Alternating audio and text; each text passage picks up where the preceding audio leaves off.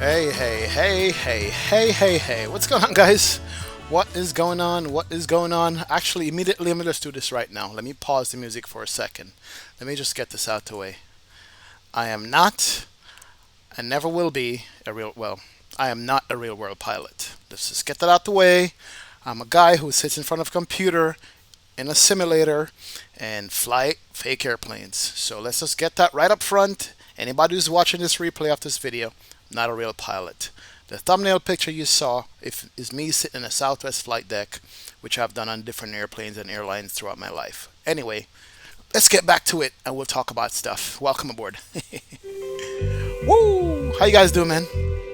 Happy Monday to you guys. Thank you so much for hanging out and joining the stream. I appreciate you guys being here. And I hope you guys enjoy what's to come.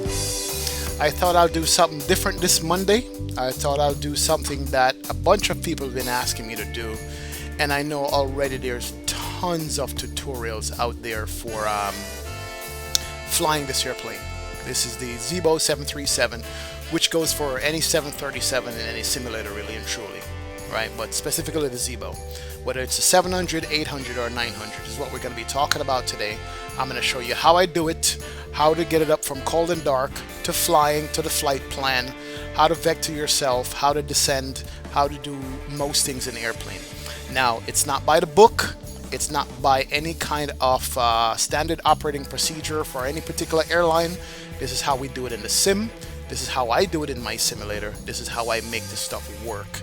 So let's get that out the way. And this is what I want to show a lot of you guys, because there's a lot of new people who are just coming into flight simming and don't know how to do the basic things. And I didn't realize that until I got a whole bunch of questions on my Discord, on my personal channel, on my personal chat, on my videos about how do you do this, how do you do that. So I want to run through this stuff with you guys so that when you guys get the sim for the first time, or if you've been flying it and I wasn't sure about a couple of things, ask as much questions in the chat. I'll try to answer them. There's tons of guys in the chat, Ed Reed specifically, who can answer a whole bunch of questions for you guys. But anyway, welcome aboard, man. I wanted to get that out the way and say hi to you guys. Thank you so much for joining. Appreciate you hanging out with me. And Gio was first. He says, "Ah, snap, class sessions, boys." Oh yeah. JCP123 is here. He goes, "Yo, that picture is great." Thanks, JCP. I appreciate it, man. Alan says, "Time to take the pen and paper out, boys. Let's go." Ed Reed is in the house. What's going on, Ed? Welcome, man. He says, "Alan, what's a pen and paper?" We'll see. Come on, man. XP, time to get those ADRSs aligned in that pic. Oh yeah, right? I'm telling you, bro. True. Alan's gonna join the flight with us. JCP is gonna join the flight also, which is awesome, guys. Awesome. Who else is in the house? Sneezy Duck is here. You said I was planning. What were you planning, Sneezy Duck? Let's see here. What were you planning? You said you were planning to go sleep because it's freaking 1:45 a.m. in Holland, but I just have to watch this. All right, Sneezy Duck, appreciate it, man. Definitely. Ghost Rider 115 is in the house. Yes, a tutorial on the Zebo. Oh yeah, man. Malachi Vick is here. What's going on, Malachi? Cole Young is in the house. Ron B's here. Brian Harris says Professor XP Emeritus. No, Brian. No professorship here, man. Just doing my little thing, man. Thanks a lot for joining me, Brian. How you doing? Hope all's well, man. Yesterday's stream was awesome, Ghost Rider. You have to go rewatch it and watch that approach that we did into Beirut, man. One of the most absolute ridiculous approaches I've done so far, and I'm gonna be flying back into that scenery and out of it. It's awesome, man. Jermaine Smith Bridgen, we're there. Wagwan, man. Welcome aboard. Aviator Caleb is in the house. Gotta love Reno, he says. Yep. Jim Jack is in the house. What's going on, Jim Jack? Welcome aboard, man.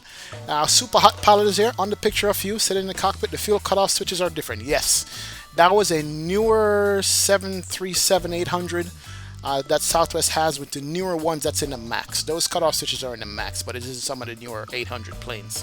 That was the MAX I was in, so that's it. Yeah, it was newer, definitely. Atlanta Aviator Caleb says you should do Phoenix Atlanta with Delta Airlines. Yeah, one of these days, definitely.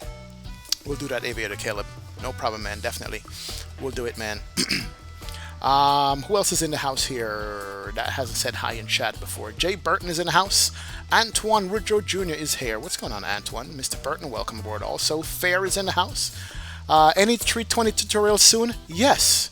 depending on how this one goes, we'll be doing a 320 tutorial on Wednesday. So this coming Wednesday, we can do a tutorial on the 320. Why not? Let's do them back to back, man. That would be good. Cole Young is here. What's going on, Cole Young? Welcome aboard. Captain Hall is in the house. Definitely. Good to see you, man. Anthony Robinson, Wagon Bridgen, we're there. Definitely. And Garfar is here. So all you guys are in the house, man. Caleb Dickham is in the house too. Well, Mr. Dickla, I should say. What's going on, Caleb? Welcome aboard, man. Thanks for joining the stream. All of you guys are here. Ed says most tutorials and instructions go way too fast in their teachings. It's a difficult curve to master. Yeah, you got to be flying this airplane multiple times to learn different things. So you kind of build on the knowledge that you have. When you start out with these airplanes, you learn the basics. Then every flight you do, you build on top of the things. You can't learn everything all at once. They take months to learn this with huge manuals and all that stuff. We're going to be basically skimming over the basics of how to get it up and running, some principles of it, and how to get it started and so on. So that's what we're going to be doing. Ed Balcom, what's going on, Ed? Welcome aboard, my friend. Good to see you in chat. Weens is in the house. What's up, Weens? Welcome aboard, man. All you guys are here. So, yep, welcome to the Zibo Boeing 737, 700, 800, and 900 tutorial, guys. This works for PMDG also and any other 737. And we're just going to go over the way I do my flow and what I think you guys should know when you're getting stuff started. We are sitting here at San Francisco in the United Airplane. Love you. With the Zibo. Matt Sims is in the house. What's going on, Matt Sims? Thank you so much for joining the stream, and thank you for the $5 donation, my friend. I appreciate it. You're coming in with the $5 bomb. So here we go. Thank you so much, Matt Sims. Appreciate it, man. I decided to use the United livery, which is the new one with the split sims and a new color. I love that stuff. And here's my shot. Cockpit. Here we go. You come into an airplane. Normally in the real world, the only time the airplanes look like this for pilots is if it's really and truly, it doesn't for real pilots in the real world. But yeah, if you're doing charter flights and you left the airplane overnight and it sit there. But normally in real world aviation, the mechanics have the airplanes fired up for you in the morning time. So when you come in, it's kind of in a turnaround state, to be honest. They will come in and do a couple of things. So we're going to go through what they do to get the airplane from a cold and dark, which is literally, airplane is cold, there's nothing going on, and everything here is dark. That's why they call it cold and dark. There's nothing, no lights on, nothing like that.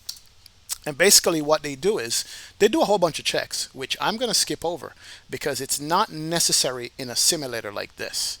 You know, what am I talking about? When they fire it up, they're going to be checking, you know, speed warning, testing the lights, all this other stuff. This airplane is capable of doing that. That's not what we're going to be doing. They're going to be testing the fire panel, make sure they work. I will press a couple of bells and show you guys, but normally, as you notice when I fly, I skip over all that stuff. So, yeah, you know, but that's what it is. India Virtual Aviation, what's up, man? Welcome aboard. This is a new Zibo update. Yep, call it that, man. Let's call it that. But it's no different from the other ones anyway. Hello from France, Mr. El Bopin65. Welcome aboard, my friend. Good to see you. Bootleg Simpalad is in the house. That's you. Alan says, XP, sorry, but I will be in the 319. Hey, no problem, man. Just follow along. Caleb says, do you have an Instagram? I actually do have an Instagram account. It's a personal Instagram. I might switch it over to the X-Plane because it does have the name XP in it. And I'm going to be popping that out soon, man, but definitely. Ed Balcom wants me to crash a plane in the sea. Not today, man. Not today. Hi, my Jamaican friend. I love you. Lots of love from England. Jack, what's up, man? Coming in with the $1. Thank you so much, Jack, for staying up this late and watching the stream from England, man. I know it's late for you guys over there, but welcome, welcome, welcome aboard, man. Definitely good to see you. James Lang is in the house. What's up, James? Welcome, welcome aboard. JR is here. Captain Reynolds is in the house. What's going on, Captain Reynolds? We're here, man. It's going to be a short flight. We're going to be more concentrating on the actual setup of the airplane and stuff like that. So, back to what I was saying. Come in a Zibo, basically. You have the EFB here, which, if you guys didn't know that, you can press right here and get rid of that tablet right there. Look at that. You don't even need the tablet. Or you can bring it back if you want. That's something that a lot of people don't know. Anyway, any airplane you come into, including 737s, Airbuses, and everything, what is your main option? Is to fire up the airplane. It's in cold and dark. It's not working. What do you need to do? Well, you need to turn it on. There is no ignition switch. There's no keys that you put into these airplanes. Literally, the first thing you do is you come up to the battery here, right? And all you got to do you can either turn on the switch here, or you can drop the guard and that will turn on the battery switch for you. Boom. There you go. Battery switch is on. All of a sudden, a bunch of lights come up. Okay? Bunch of lights come up in the airplane. From here, there's a bunch of tests that you could do before you fire up anything else, right? But it's on. You could test the voltage of the battery, put it on the battery bus and stuff, and look up here, it will show you. So right there, it will show you what the amperages, the DC voltages and stuff like that. That's not needed to fly it in the sim, really. Depends on the level of realism that you guys are looking for, you can do that stuff. But anyway, you fire up the battery, you get some lights on. But what will happen is if this battery stays on for too long, you'll hear it start beeping at you. And all it says is that, hey, you're draining the battery, you need to get some kind of power going to the airplane other than just battery. You can't sit here on the battery alone and set up the airplane. You're going to either need one, ground power, which is the switch right here, or you're going to be able to start the APU. You don't have to use the ground power at all. You can use the APU. A lot of times they don't have any ground power hooked up remotely when the airplane is in the hangar. But you can start the APU from this position and get alternate juice going in the airplane itself. But normally what we do is, Aviator Caleb, thanks for the subscribe, man, appreciate it. Normally what we do is we immediately request a ground power. That's usually what you would have at a gate when you're sitting at a gate. In any airport, there's going to be a GPU somewhere here that's plugged into the airplane, or it's coming from the jet bridge directly where they have integrated ground power in it. But with the Zebo itself, all you have to do before the battery starts beeping at you is come down to the ground services and you're going to say GPU connect. So you're going to connect the GPU. Notice this light right here. There's no light in it at all. There's nothing. So you can't do anything with it. That's for the ground power. It's in the off position right now. But once you request the GPU, it says connect GPU. If you go outside and look, there is actually a GPU now connected right there. You can hear it too. GPU is running. It's connecting to the side of the airplane. If you are at the airport when the airplane drives up and they block in with the chocks, they plug in a GPU right inside the airplane. So that's GPU stands for ground power unit. GPU. So once the GPU is there, I'm going to leave it off for a second. I want to hear it beeping at you guys. Somebody here was asking me what the route is going to be. Give me a second here. I'll put the route in the chat here. 1 second.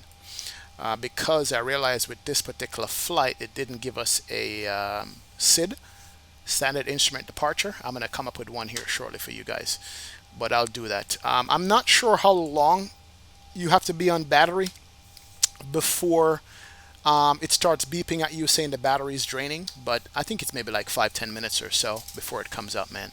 Definitely, that's how it is. HD Sim, what's up? Welcome aboard, my friend. Welcome. James says, XP, I have Beirut withdrawal symptoms. Oh yeah, man, I can imagine. Where are you from? Explain. I'm from Orange County, California. I'm from Jamaica, man. I'm Jamaican, but I live in Florida. I live in Florida, my friend. That's where I'm from. Geico Caveman is in the house. What's going on, Geico Caveman? Welcome aboard. El Boppin says it's 2 a.m. here in France. Oh, welcome, man. RFkin Gaming is in the house. Derek Scott's here. What's going on, Derek? Welcome aboard, my friend. Thank you for joining the stream. I appreciate it. All right, and we won't wait. We'll just go ahead and turn on the ground power. So all you got to do is you listen to it now. You'll actually hear it come up. There it is. Ground power fired up. So that sound you hear is the ground power transfer bus switching from battery power to ground power. You can also check the ground power here. Right there. Shows you the ground power voltage. DC volts is 29. AC is 115 volts on ground power. Standby power is from the battery. If you go to gen power, there's no power from the generators. APU is also not on, so there's no power from the APU. There's nothing from Gen 2. Gen 1 and Gen 2 is just Engine 1 and Engine 2 generators when they're running. So not only does it provide thrust for the aircraft, it provides power to run the aircraft at the same time. That's what it is. But ground power, you can check. There is voltage on it. You could have also checked the voltage before you switch it over to battery. So yeah, you're good to go. So now the airplane is in a powered up state where now you have sustainable power from outside from the GPU, which is somewhere right out here. Right, there's the GPU. So now the GPU is running the airplane, not the battery anymore. At this point, what I normally like to do in my flow, because it does take time, I like to come up immediately in the overhead panel up here where the IRSs are. They have two IRS. They have the left one and the right one. There it is right there. And this is where the first mistake is made with the Zibo. A lot of guys immediately goes, oh, you know what? I need to align the IRS because this is what they say. You don't want to put it in the align position. You want to put it over to the nav position. Okay? That's Thanks. exactly what you want to do, man. Geico Caveman is in the house. What's up, man? Thank you for the $5 donation, Geico Caveman. Appreciate it, sir. Welcome, welcome, welcome aboard again, man. And thank you so much for continuously supporting the channel, my friend. Thank you for that $5 bomb, man. Thank you. Appreciate that. So a lot of people make the mistake of put it into align, and then when the aircraft doesn't work right, they wonder what's happening. For some reason, I don't know why Boeing did this. You got to get it over to the nav position. It's going to say on DC first, and that will go away. Then it says align, so it's being aligned. You have to do both of them, the left GPS and the right GPS. Get it over to the nav position. All right. Now here's a trick. This switch right here works. It says heading STS. If you flip that switch all the way over, it shows you the countdown time, how long it will take for the IRS to align. That's 7 minutes or more. Now it's down to 6 minutes. All right, so it will count down. So the reason why that's one of the first things I do when I get power to the airplane, whether it's by the APU or the GPU, is to align it, because while that's being aligned, I can do other things in the airplane. Because a lot of people ask, oh, I just downloaded a Zibo and the screen looks like this. What's going on? Well, you didn't align the IRS. The IRS basically tells the airplane you're sitting at this particular position, at this particular gate, at this particular airport. And without that, you can't fly. It's not going to know where you are or where you want to get to. So you have to align it. That's one half of the process to align the IRSs on the airplane. Okay? To tell the airplane where it is. Put it in the nav mode to make it align. Don't ask me why it's labeled that way, but that's just the way it is. Second thing you do, as soon as you do that, you come down to the FMC and you click on FMC, not ACARS, FMC. You get this page. It's an ident page. It tells you what airplane you're flying. We're flying the 737-800, the kind of engine and the engine rating. It shows you your nav data, what's loaded in the airplane at this point, based on if you have a Navigraph subscription or something like that. But the most important thing that you want to do is click on pause in it, position initialization. Once you click on that, it brings up a second screen. That's the pause in it screen, right? And if you look on the top right hand corner, when you're doing these FMCs or MCDUs, it says 1/3. That means you do have 3 pages behind this. And you can skip through those pages by going next page. You have 2.3 and the third page. So that's what it is. But anyway, once you get to the pause in it screen, what you want to do, it says reference airport. You want to put in the airport where you're sitting at, which is KSFO. It's going to require the full ICAO code no matter where you are. San Francisco. There you go. It's also going to ask you to set the IRS position. I don't know why it's like that, but it wants you to not only align the GPS in the airplane or the IRSs, they want you to tell you where it's at. They say go to page 2, that's page 1, go to page 2, and you have left GPS and right GPS. You can copy it. It's down here in the scratch pad. You go back to the previous page and you paste it in. So whatever is in the scratch pad, you click the button, corresponding button beside it. There it is. Now it's in a position where it's going to fully align for you once it's finished the countdown. We have 4 minutes to go. Okay, and that's set. And then the next page from this, once you're ready to go, is to press the route page or the route page. And basically, it's going to ask you, where's your original destination and where you want to, or where is your original location and where you want to go. So San Francisco is already pasted from the first page. Click that there. If not, you type it in. And we're going to Reno, KRNO, Reno, Nevada. That's it. Airplane now will take over and start setup even before you put in a flight plan or anything like that. That's it. We'll just watch these screens. I always like to press the master caution button to get rid of these lights. These are just warning lights. You know, the Airbus has CAS messages up here to tell you what's wrong. Boeing have a not similar situation, but they have it in these little panels here. So you could turn it off by pressing that or resetting it. If something new happens, it will pop back up again and will show you a master caution.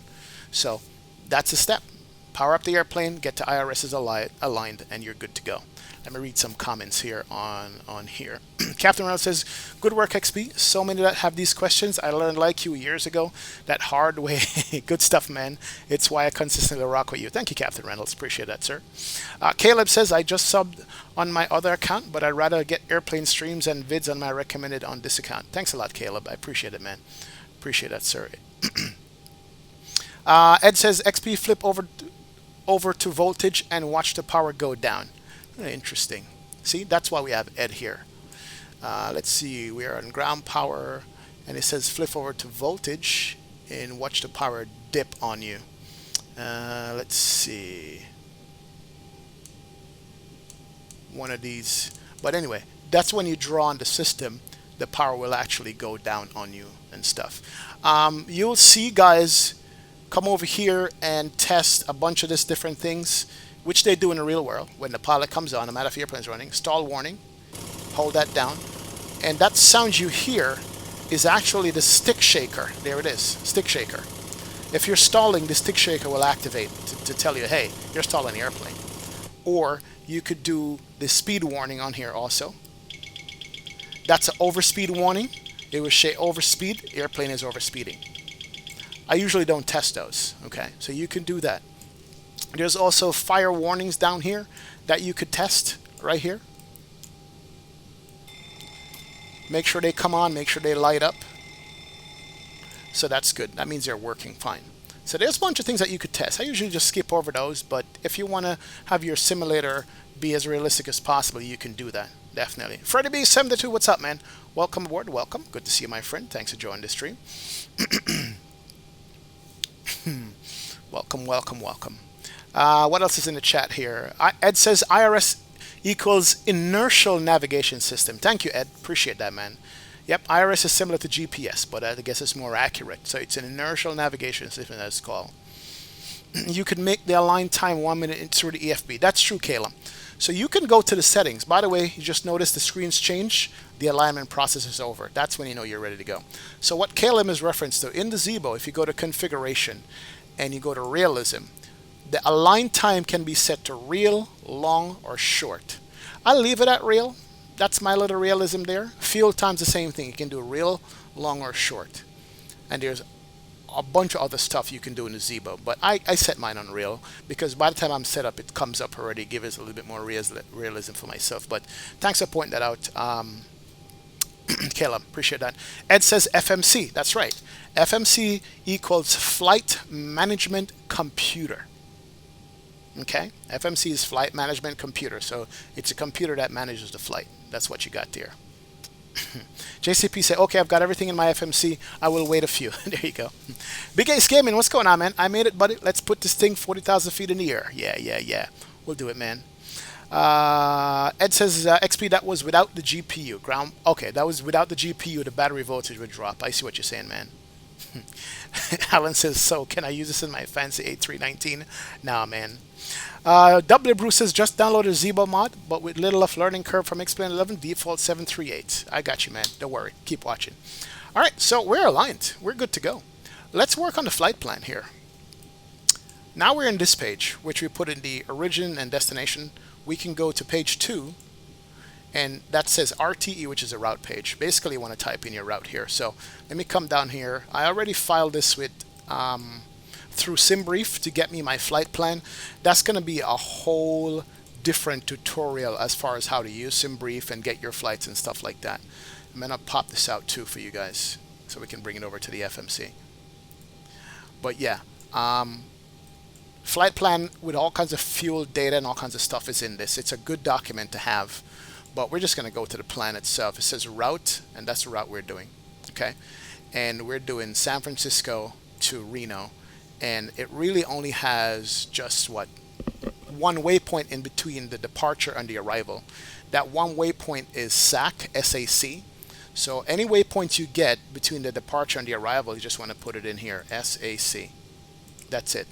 And it's going to ask you, if you see this pop up, it's saying that, listen, I identified 2 waypoints in my computer that's SAC. One Sacramento and one Sachion. I don't know where Sachion is, but Sacramento's in California. If I remember correctly, we're in California. So I want to go ahead and choose the one that says Sacramento. That's the one. Or with SimBrief, you literally can go to one of the pages and match up the IRS, the north and south for the GPS. So check this out. Where is it? Sacramento, SAC. So it says north 3826.6 and west 121.133. There it is right here. North 3826 and west 12133. Not this one. So that's what you want to choose. So it's in SimBrief also. Okay. So what I do from here now is I activate that. That's my route. Now, the route for any one of these flights is made up of 3 things: the departure, the middle of the route, and the arrival. The SID is the departure, which is the standard instrument departure. The star is the standard arrival route, I think. I don't remember exactly what it's called. So once you put in your route, however many waypoints, you just keep going, and putting them down. Over here usually is reserved for when you have an airway. And an airway is represented by a letter and a couple of numbers, 2 or 3 numbers. But for this one, we just have one waypoint in our route that we're going to work with here, which is the Sacramento waypoint, SAC. That's activated. The next step I would go to my departure and arrival on the FMC. Pops up this page. It says departure/arrival index. It's only 1 page. And the first thing I want to do is click on the departure. That's what I start with. Now, based on this, it's saying that we're taking 28 right for the departure, right? So I'm going to go ahead, and it's showing that there's 3 pages of departure information out of San Francisco. 1, 2, and 3. Okay, and I can take any one of these 3 departures. Now, more times than not, it will generate a departure SID for you. For this particular reason, it didn't generate it, but I'm going to find one for you guys here. Let me go to KSFO, San Francisco. I'm pulling up my charts that has all the airport diagrams, all the SIDs, and all the stars for all the airports. This is through Navigraph. I have a Navigraph subscription that allows me to have this stuff, which is wonderful to have, right? So here we are sitting at this runway right here. It's saying that we're going to be taking 28 right out of here to go. Now I know that Reno is northwest of us. It's going to be up this way. So I want to find a departure that's going to take us up that direction.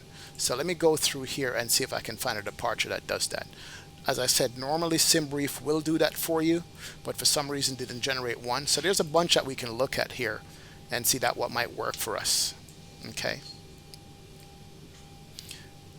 And this one won't work because it looks like all the departures are heading in that direction. We're going the other way because of the winds. So we won't take that one. We won't take the City 3. I know that the, let's look at the Gap 7 here. Give me a second. Trying to find it. That's a vector departure. I don't want to do that one.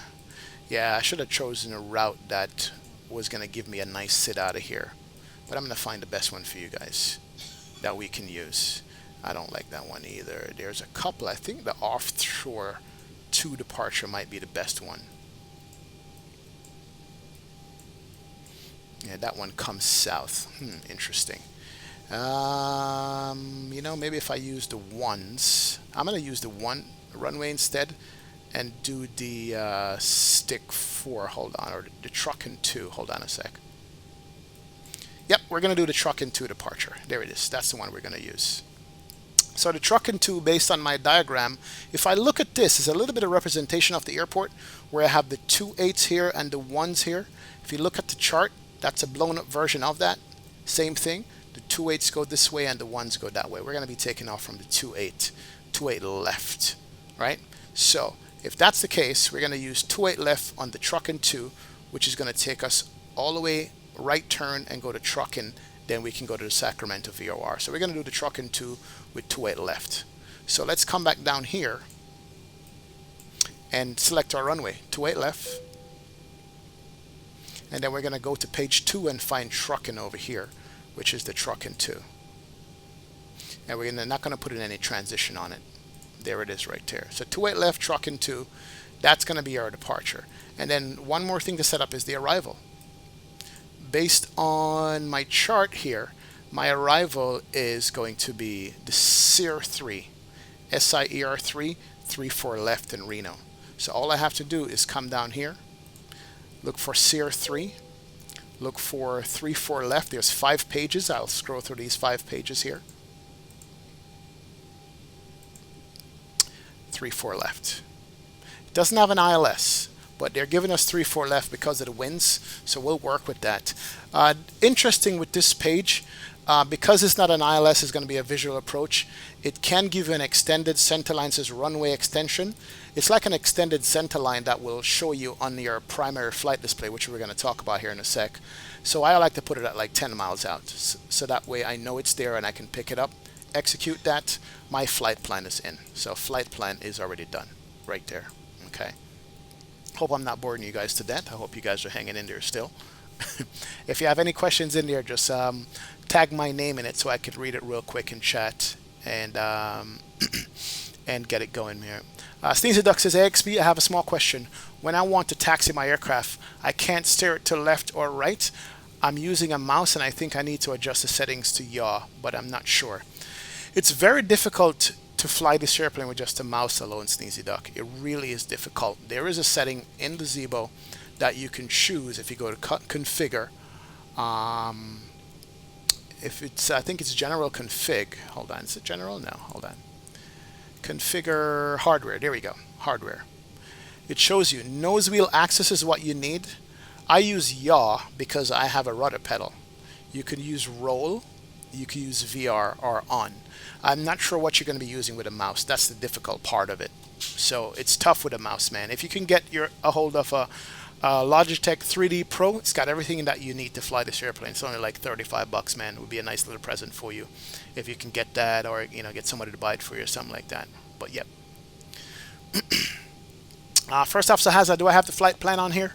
Let me paste it in chat again for you. I think it's further up somewhere. I'd pasted it, man. First off, Sahaza says that the thumbnail is on point. Thanks a lot, man. Appreciate it. Appreciate that. What other questions you guys have? Ed says those GPS numbers not lat and long, FYI. Okay, so those are GPS coordinates. Thank you, Ed. Appreciate it. That's why you're in chat, man. Thank you so much for the correction. Caden Hunt is in the house. What's going on, Caden? Welcome aboard, sir. Thank you. Captain Hall says, I love this XP. I'm learning a lot. Thanks you, man. Appreciate that. That's the point of it. That is the point of it. First off, Sahaza says, is your nav data up to date? I'm wondering because there's a lot of directs on your flight plan. Those DCTs are what SimBrief put in the flight plan, but I don't put them in. I don't type in the DCTs at all. I just type in the waypoints itself. And that's what I got yelled at from, I got yelled at on Pilot that yelled at me because it's like, you need to take those out before you file these things. You know what I mean? Oh, you know what? I forgot to start the leg here. I need to open up a door also. Open that. There you go. Start the leg. But yeah, but yeah, those directs are just generated by SimBrief. That's all it does. Matt XJ says I use roll with a mouse. There you go, Matt. Thank you, Matt. Thanks a lot, man. Fair is in the house. What's going on, Fair? Fair says, so you're actually coming from an airport into, let's say, Airways or directly to a VOR, for example. Yeah, Ed is helping you guys out. Mac Shiggity Pilot is in the house. Mr. Mac Shiggity, how you doing, man? Welcome, welcome aboard. Good to see you. All right, here we go. Yeah, the DCT is not discontinuity, first off, the hazard. That's just a direct, it says. You notice how this pops up again? So it's telling me that there's something I need to take a look at. There's nothing on this side. Let's go over to the other side. The door is open. Because I just opened door, it's telling me the door is open. Reset that, I know. I can acknowledge it, says it's good. All right. So, flight plan is in. IRS is aligned. You have your screen here. One thing that you guys need to do, will save you a lot of headache later on, is check your flight plan. How do I do that in the airplane? You could do it a couple of ways. You could not look at that screen, and you can just scroll through the waypoints that you have set up here, right?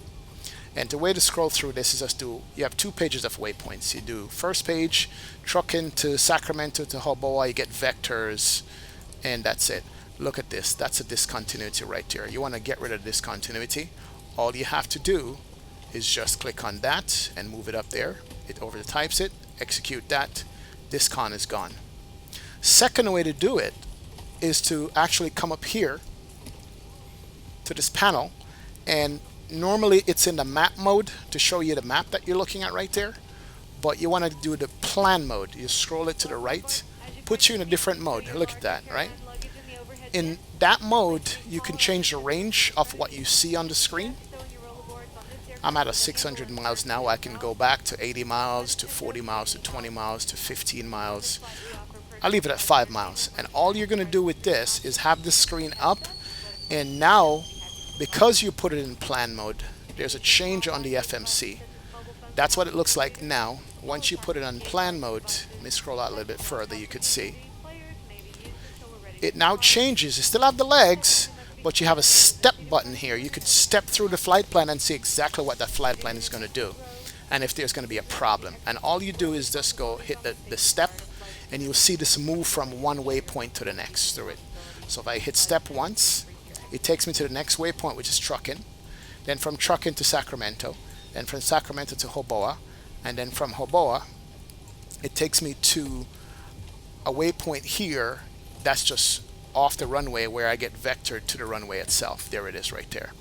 It's a short flight plan, but the longer the flight plan, the more you want to have this done, because you will now know that, guess what, my flight plan is complete. There's no discontinuity in there.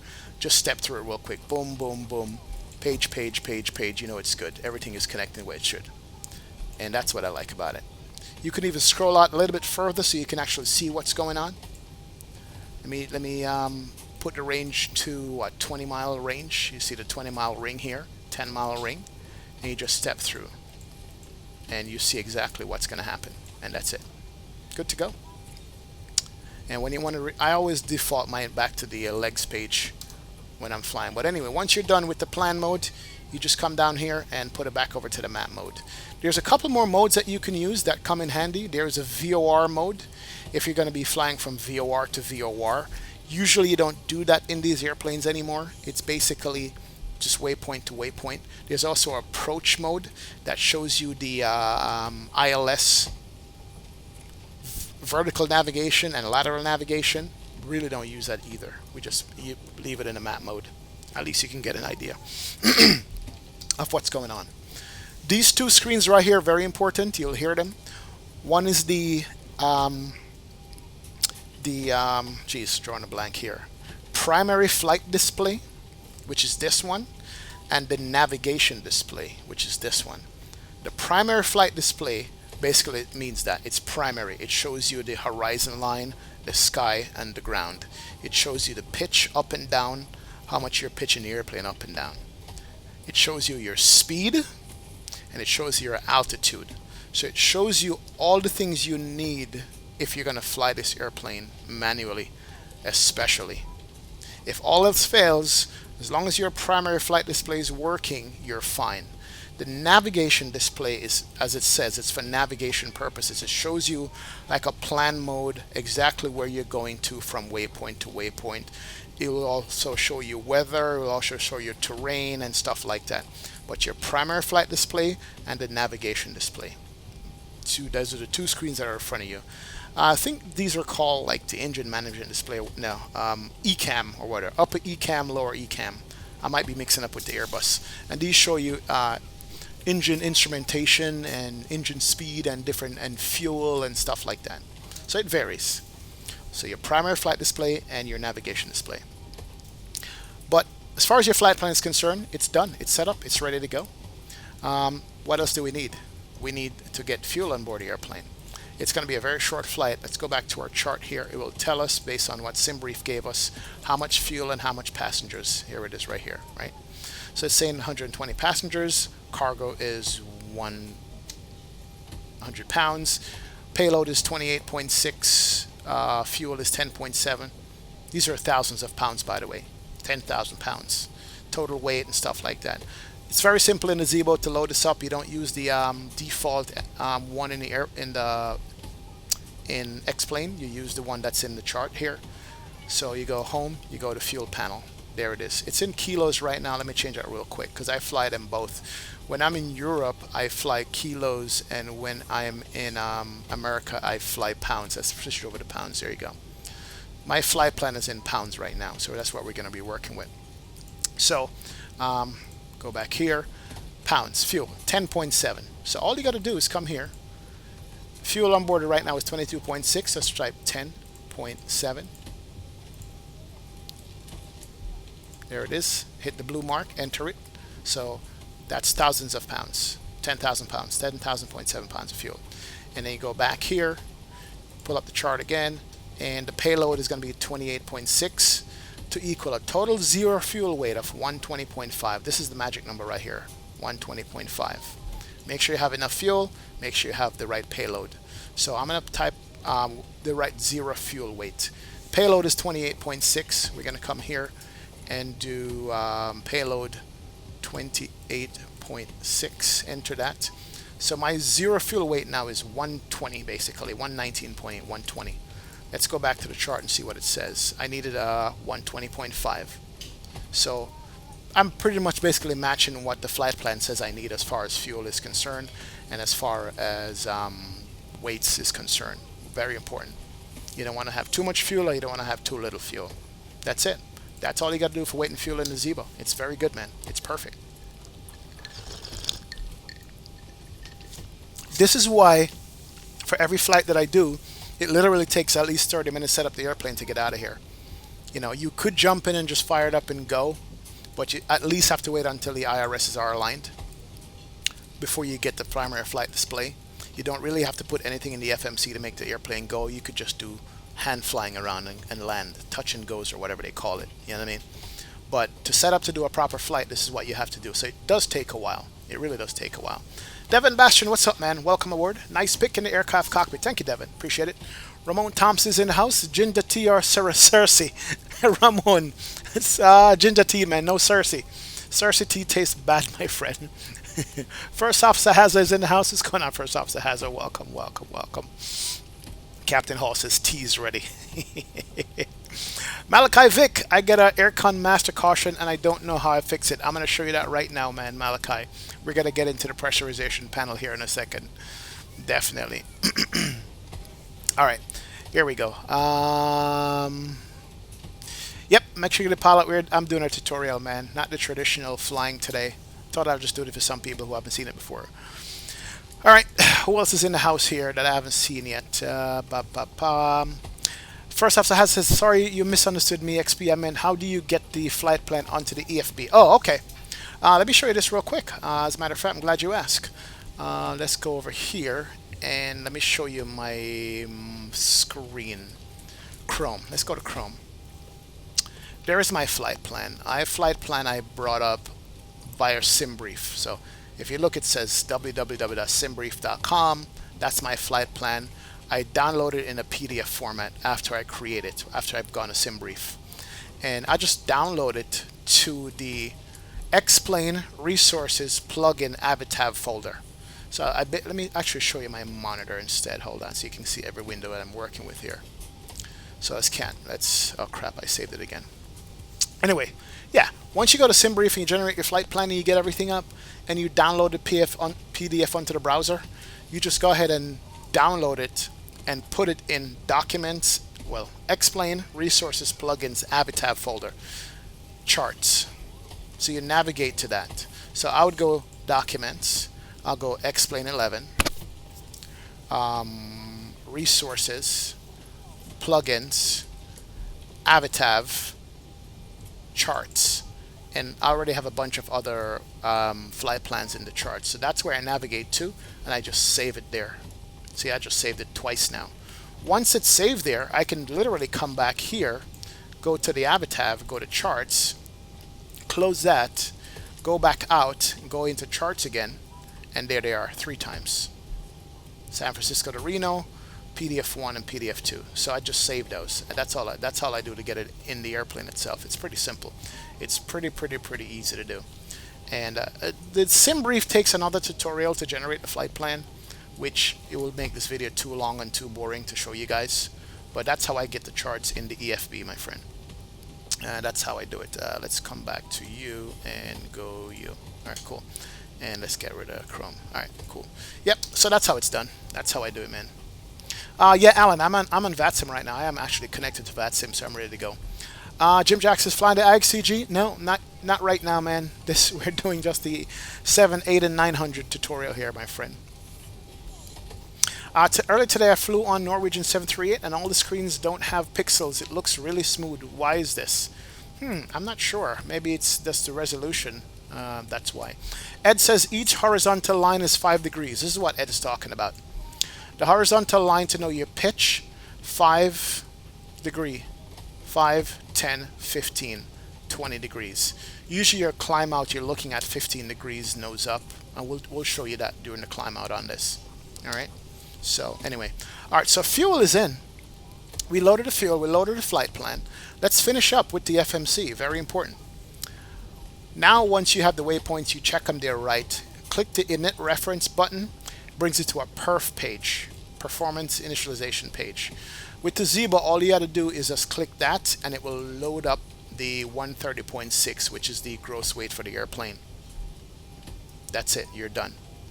The zero fuel weight was 119.9 is what we set. So it's 119.9 plus the weight of the airplane. So the gross weight is 130.6. Don't worry about it. We're good.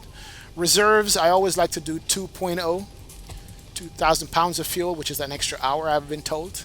Cost index is something that you can put anywhere from 0 to 200. Doesn't matter. It's an indicator that the airlines use for fuel savings costs based on wind and load and all kinds of crap. I put 5, or you could put 100. Just means you go faster or slower. Don't worry about that. Your cruise altitude, I think for this particular flight, the cruise altitude file was flight level 270 because it's a short flight. There you go. It's going to ask for a bunch of other things here also. The cruise altitude is very important. That's how the airplane is going to calculate your VNAV profile for you. Because before, it didn't have the altitudes beside the different waypoints, right? So now you put that in. It's going to ask for a couple of things here that you could go without, but I do it. Ask for a cruise wind. I usually come back to SimBrief and put an average wind in there. Ed sometimes calculate the actual cruise wind for me, but my average wind is going to be 246 at 31. So coming out of the west at 31 knots. So I'll put 246/31. Cruise wind, that's there. There's also ISO deviation stuff, which it's hard to explain the ISO deviation. It also asks you for the top of climb outside air temperature. I just always put -50 degrees Fahrenheit. Right there, I just pop it in. It doesn't really affect it, it's a sim. Once that's done, you'd execute that page, you're good. Now the next page is where it says N1 limit is your performance page. It says select outside air temperature. The outside air temperature right now is 22 degrees. I just click it, and it'll put the 22 degrees here for me. There it is. Now it's telling me that the engines are going to operate at 99.8% efficiency if I left it the way it is, and I want it to get like TOGA takeoff, maximum power takeoff. But I actually want to derate the takeoff from 26K to 24K or to 22K. And all I do to derate it, I click that. I'm sorry, this one. And it derates down to 95% power. I can even do derate down to more, get 93% power. The derating, that what airlines use it for is to save engine. If they have a long runway and they have enough distance to build up the speed for takeoff, they will derate it down as much as they can so that you don't over rev the engine, prolong the engine life. But you can play around with that. There's a long runway at San Francisco. I'll derate it down to 93%. And that's it. And then the next page now, after the N1 limit page, is the takeoff page. Takeoff reference. Flap 5 is usually what you use normally. We stick with that. It shows you the 93%. Also, it wants the CG, the center of gravity for the airplane itself. What are we working with for center of gravity? Just click it. It says your CG center of gravity is 24.1, and that equates to trim value of 4.52, which is here. So right now the trim is basically at 5. So 4.5 would be like halfway. So I use my trim switch here and get it to 4.5. Does it make a huge difference? Yes, it does if the trim is out of value. Like for instance, you're doing a second flight of the day and the trim was left like down here by 10. Next time you take off, the airplane is going to want to pitch up on you. So you make sure your trim is where it's supposed to be, within the green for takeoff. That's what it says. And that's how you set that. And then the last thing you set is your V speeds. It will show you your quick reference V speeds, 131, 132, 140. All you have to do is select it and it will paste it in there for you. So V1, which is the point of no return if you're taking off and you have an emergency, is 131. You have to take off. It can't stop with enough runway distance left after it reaches 131 knots. 32 is rotation speed, where you pull back the yoke to rotate, and 140 is well, I guess it's the climb out speed or whatever. I always like to do 140 plus 15. I've seen some real world pilots do that. That's their standard operating procedure for their particular airline. They add a little extra 15 knots for protection, so that will give us 155 here. And that's what I set it to. That's it. FMC is set up. You're good to go. Back over to the legs page. All the altitudes are now in on the right side for the different fixes.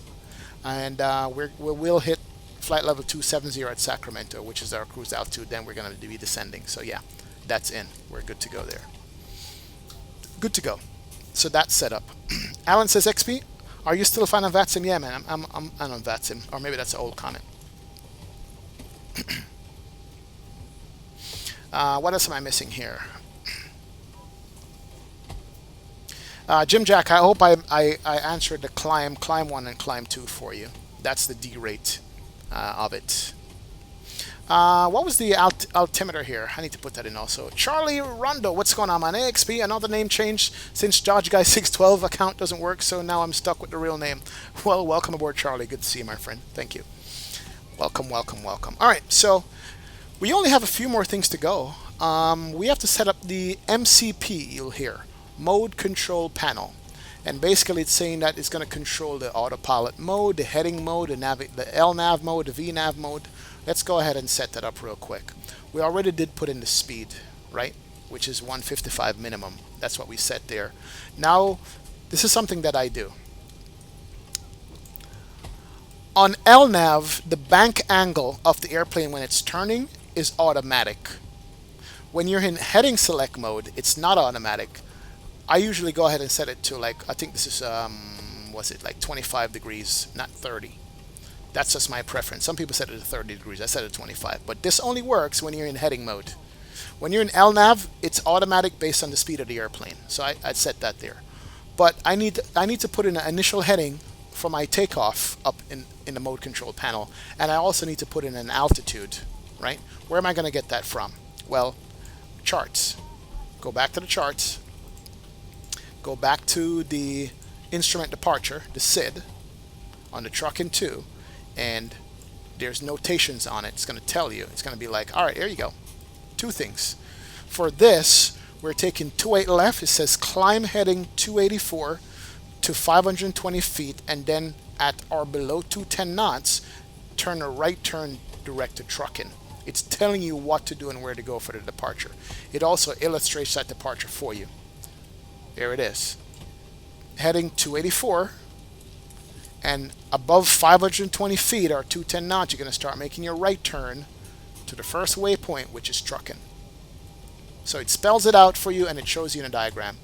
But also it shows you the top altitude for the standard instrument departure is flight level 190. So if you have ATC on and he says climb via the SID, he expects you to stop at flight level 190 and to follow the SID.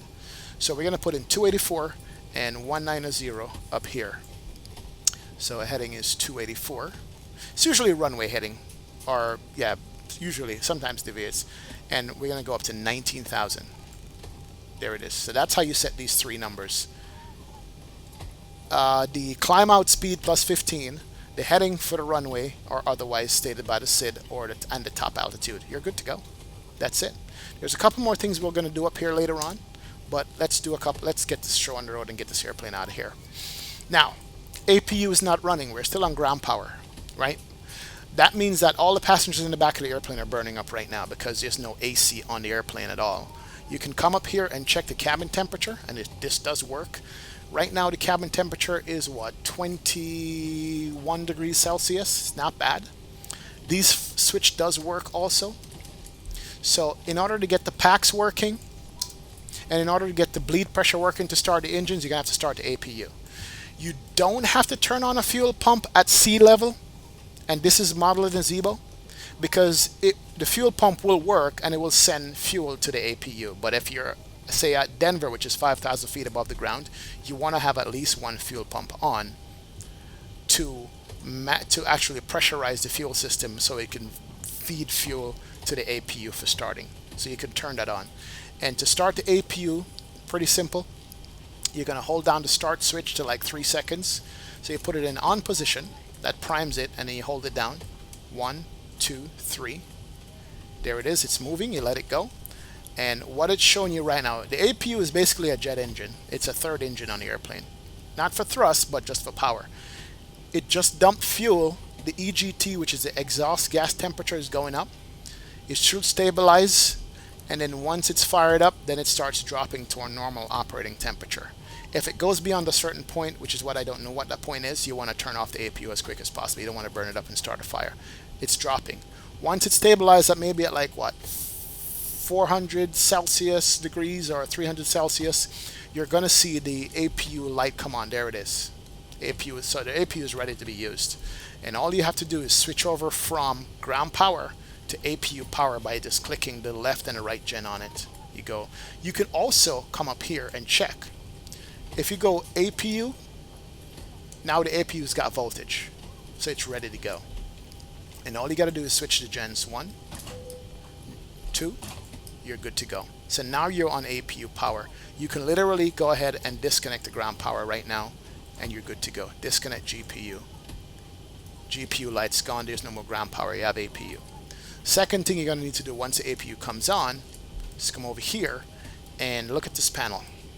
This is the air conditioned panel. This gets a lot of people for some reason. Let me just get it over here properly. Give me a second, guys. I want to do that and come down here so you guys can see it. All right. No, I don't want to do that. I want to do this. I'm right behind the seat. Damn it. It's not good. I start again. The reason why I sit over at the pilot side and just look over to the right, because when you're sitting in the airplane, this is exactly what it looks like. Anyway, so here's the panel. APU is running, but there's no bleed from the engine, from the APU itself, to pressurize the system. So the first thing you need to turn on is the APU bleed to the on position. Look at the pressure. Now the pressure goes up. So now there is bleed pressure coming from the APU. It's at 40 psi in the duct. Now you're going to also need to turn the packs on, which run the air conditioning system of the airplane itself. So I usually just take it from the off position to the auto position. You see how the pressure dropped right there? Because now it's actually doing something. It's not running freely anymore. Second one can come on. There it is. So now both packs are running. Right? That's it. So now you know it's getting air to the cabin. You can cool it down and it will work. Now it's not instantaneous. They model it kind of like in real life. So it says supply duct forward and air temperature. You could check, see how the supply duct is already cooling down right there. It's now at 20, it was at 22, but the cabin is still up a little bit hotter. That's going to start dropping. So I like the way how they model that whenever you move it. So we'll watch that. We're going to have to change it anyway because that's too cold. That's going to be too cold. Usually I leave it on auto or whatever. So that's what you need to do for now. That's good. While I'm there, the second thing I do for pressurization's sake that we're going to need, I set the altitude, which is 27,000 feet. Put that in there. Now you're also supposed to set the altitude of the destination here, land altitude, and that's going to be like 2,000 feet, I think. So we'll set that too. Once you set that stuff, you're good to go. It's in. You're good to go. Now it says master caution again. Let's figure out what's going on. Air condition. We're good. We got it. We know. We turned it on. So that's set up. So now we have the FMC set up, the iris is aligned, the glare shield is set up, and the APU, the air condition is set up. We're good to go there. All right. We're just about to push back. Airplane is ready to go. make the announcements to the people, let them know welcome on board. Folks, welcome aboard our flight today. It's a pleasure to have you on board United Airlines. We're preparing to button the ship up and get on our way. Looking like Luciana, what's going on, man? Welcome today. aboard.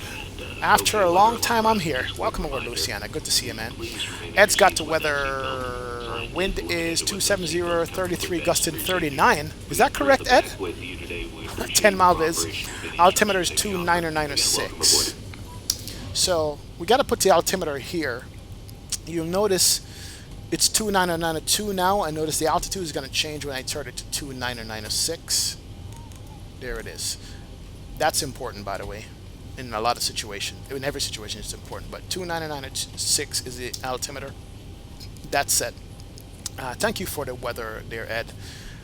It's 33 knots. I can't believe that's actually correct for weather, but hey, it is what it is. Wow. So that's going to be gusting.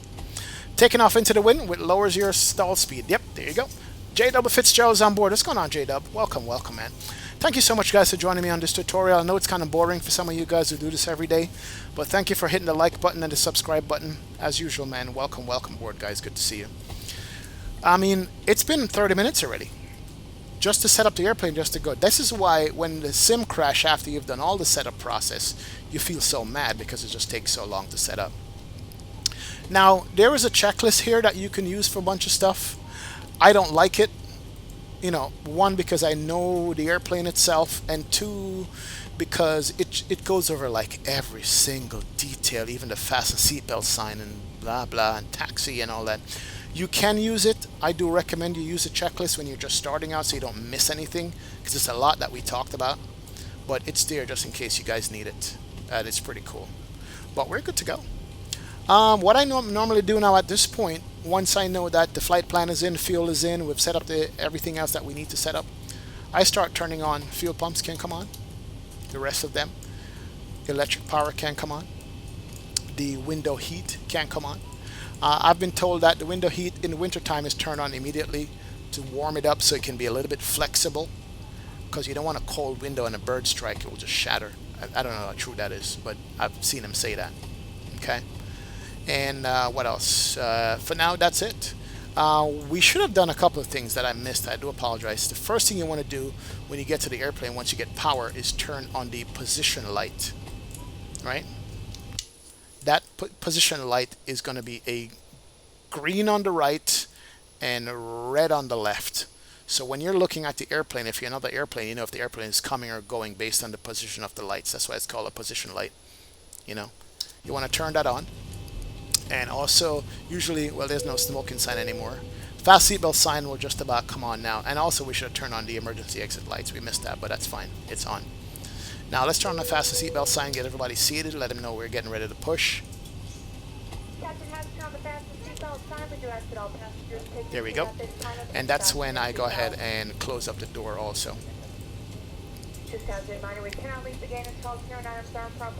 And then we're going to call for a push on this.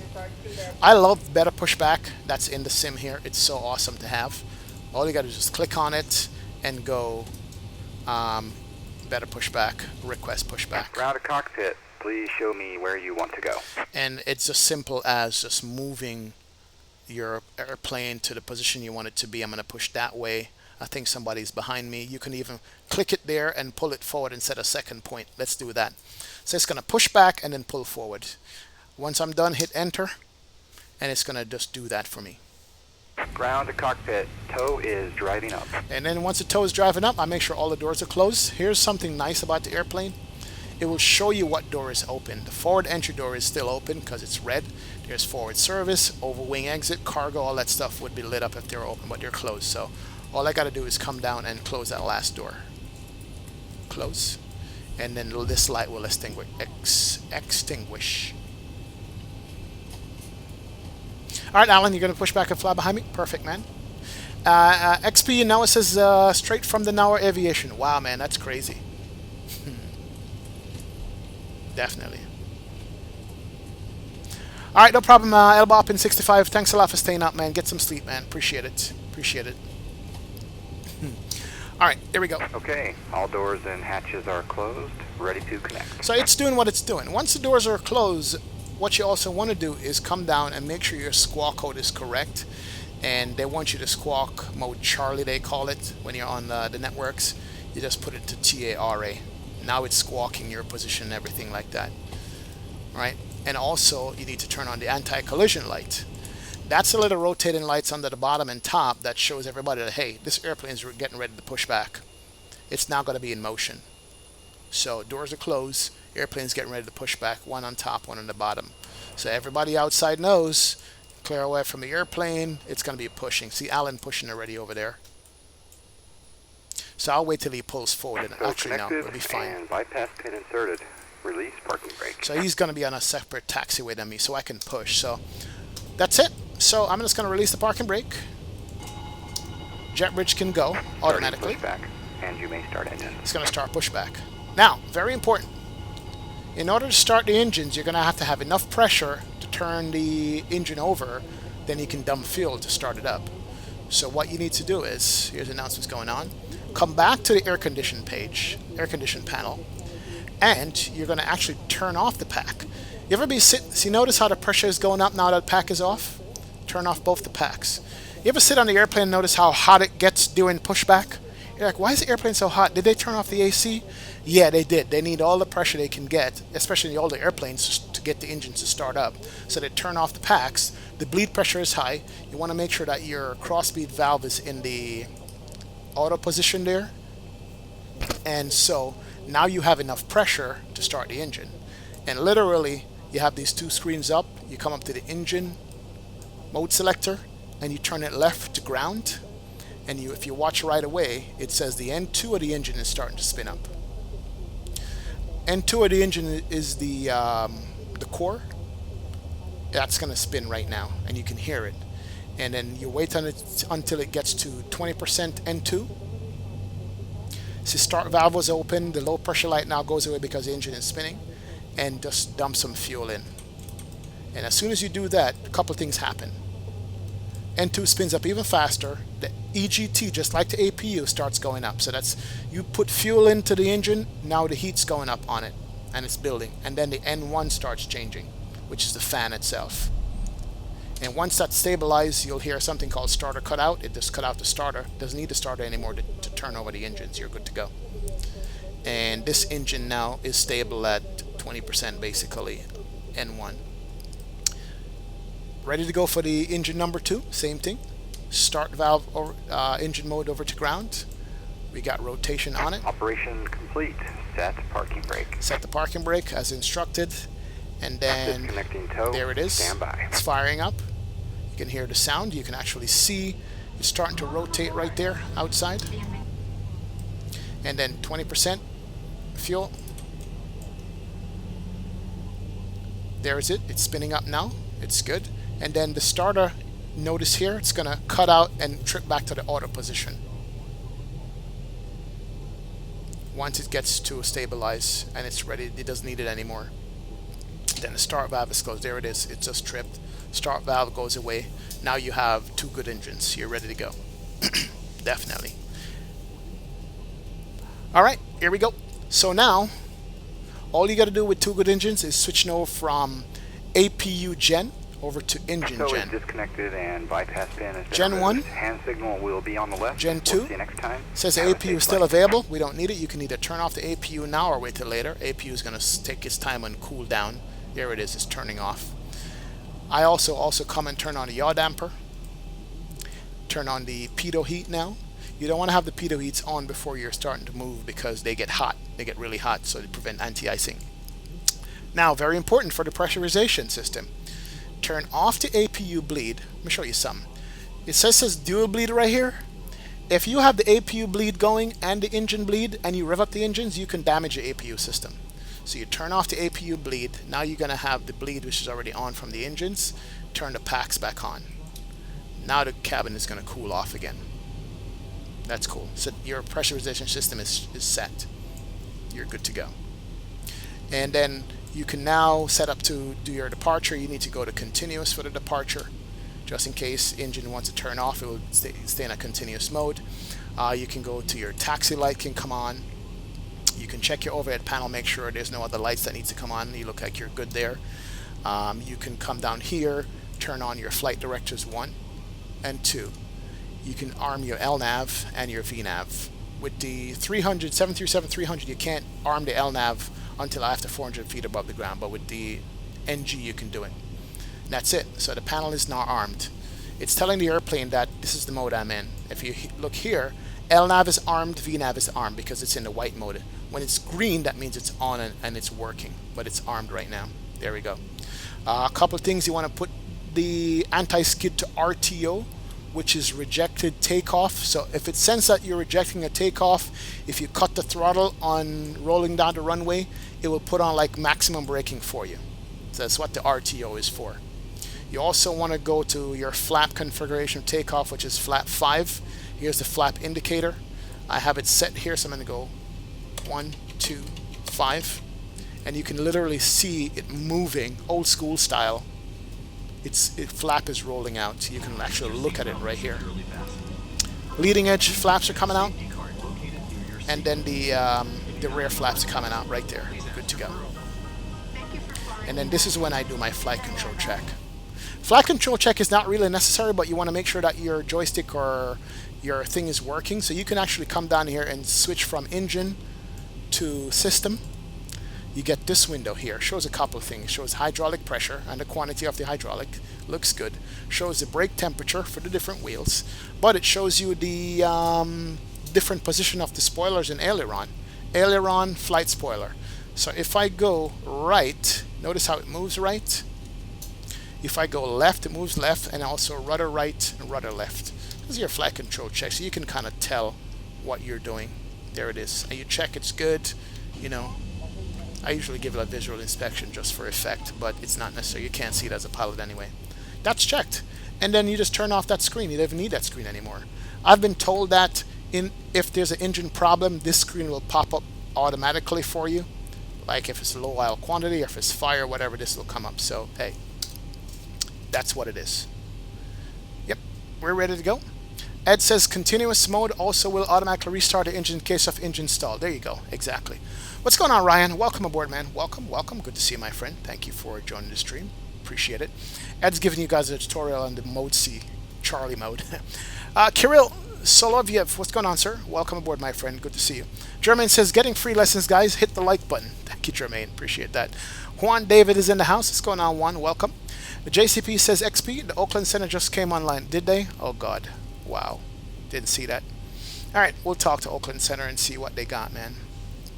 Luciana says, the sounds of welcome and plus those come default with the 7.3.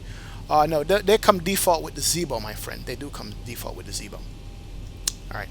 Now would be the time you turn on, like, your weather radar if you expect weather. But there's no weather in San Francisco, but I like to turn on the terrain radar instead. Because now we're going to be climbing out over a little bit of mountains and stuff, so the terrain radar is on. I also like to put my other right side to a little bit higher range out there. Airplane is ready to go, guys. Airplane is ready to go. You did say Oakland Center is on. I know Alan is flying with me. He's over there in his 7.3. Should I call for clearance? Oakland Center didn't say contact me. Let me just check. Hold on.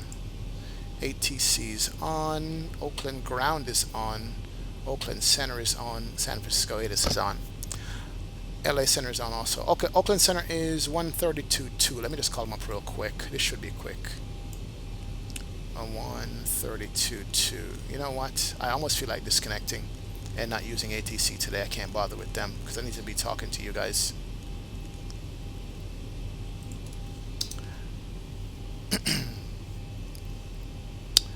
And good afternoon, Oakland Center, United 1722, requesting IFR clearance to Reno. CFEs. United 1722, Oakland Center, hello. Let's see, stand by 1 second for clearance, sir. Roger that, United 1722, and we were going to be using the truck and 2 departure runway 28 left. That's what we're set up for. We'll just talk to ATC real quick and do this.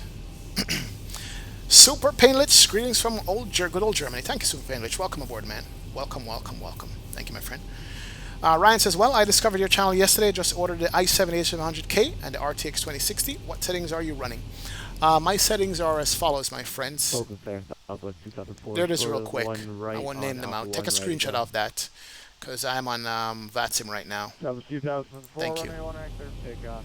There you go. Fly, Jim Jack says, Explain 972, people may One be right, wondering, good takeoff, when do you do packs off, takeoff, or is that too complicated? Okay. United 1722, I have a reroute here for you guys if you're ready to copy. Give me it. He's got a reroute for me. Great. Let's see what the reroute is. If it's too complicated, I'm disconnecting. Give me a second here, guys. 1722, 4 clearance available, but you're ready to copy. Ready to copy United 1722. United 1722, Spirit of the Reno Tower Airport, instructed to departure. Orca transition, direct harbor, intersection, Spoon, direct the Reno Airport. On departure, climb via the SID. Departure frequencies with me, squawk 4324.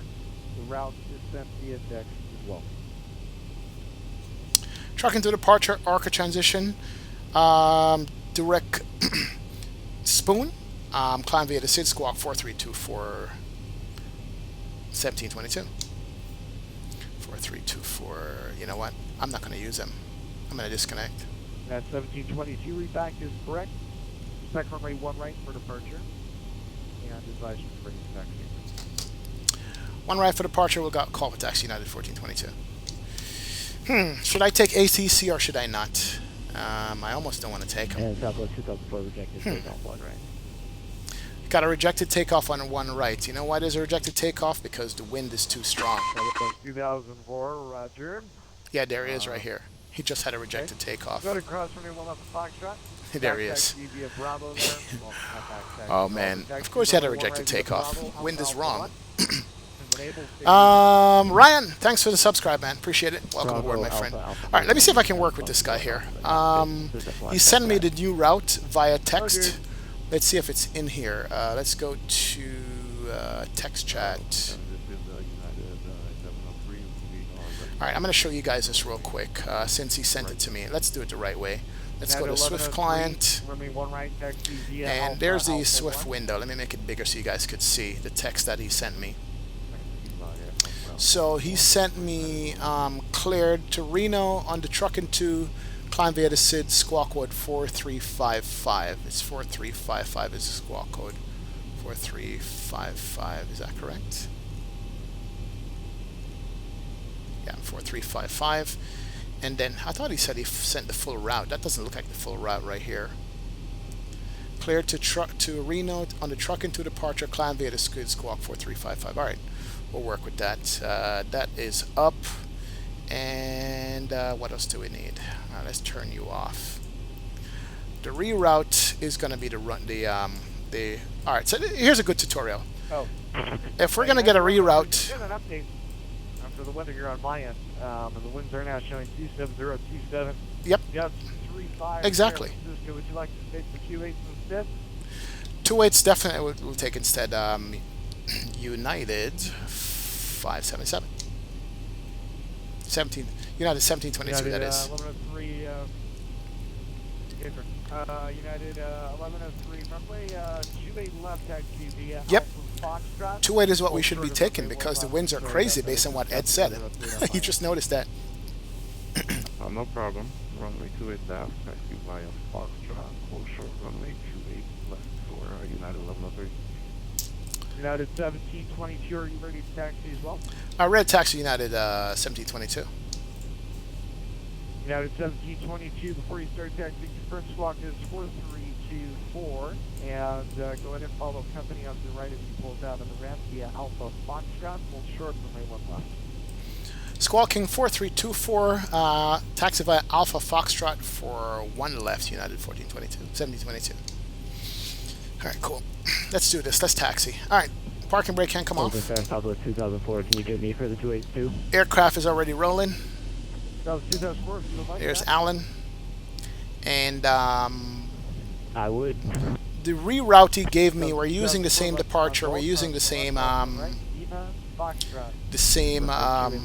SID, which is a truck in 2. Golf. Lima The only thing we need across to do now is line, just check the Southwest waypoint he 214. said that we need to go to. We have Spoon and Orca we need to put in here. We need to see that. Let's see. We have the truck in. We need to do Spoon intersection and Orca. Give me a second. I'm going to put that in the FMC just to update it here. Jackson Aviation, what's going on, man? Welcome aboard. All is well, man. Appreciate it. Welcome aboard, Jackson Aviation. This is a 101 uniform Alright. Delta on the ground. There is Alan behind me coming out. This is 101 uniform Cool beans. Delta. This ought to be Left fun. center, hello. Unfortunately, we can't pop up the FMC so we could taxi and do it, but what we could do, and we can drop in a waypoint here. He's saying that waypoint should have been, what? Let me just look at it again. S-P-O-O-N. Is that how it's spelled? S. Number 101 uniform Delta confirm. Who is the lead 130 Charlie Hotel are you? I will be 1 uniform Delta. Alright, that's cool. Delta Roger, state your aircraft. That's cool. Type, Alright. Suffix. I may go over to the. Anytime I make changes, I always want to go to the plan mode to make sure that what I put in makes sense. There's my route, and then there's my step through. Runway 30 left taxi via Victor Charlie Whiskey, and that is wrong. To the north. 1 uniform Delta, we'll be going to Livermore Airport at 20 nautical miles north. Roger, 101 uniform Delta, get that file. Thank you. 1 uniform Delta to 30 left via. I don't know why I picked up ATC. Should have been flying this without it, but it's fine. We'll make it more fun. This is the United 703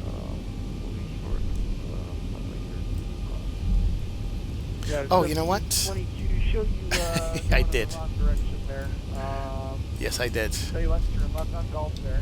That's 1722 left on Gulf. Cross runway 1 left. Hold short of runway 1 right for departing traffic.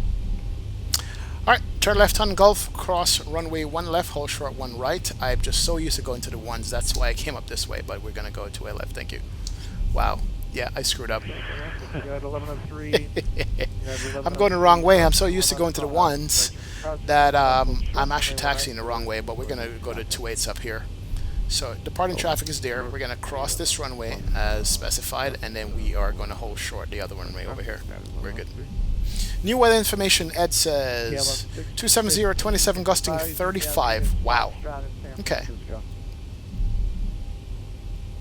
Roger, was 5. Alright, so that's departing traffic. We'll hold for him. We'll see. We'll take.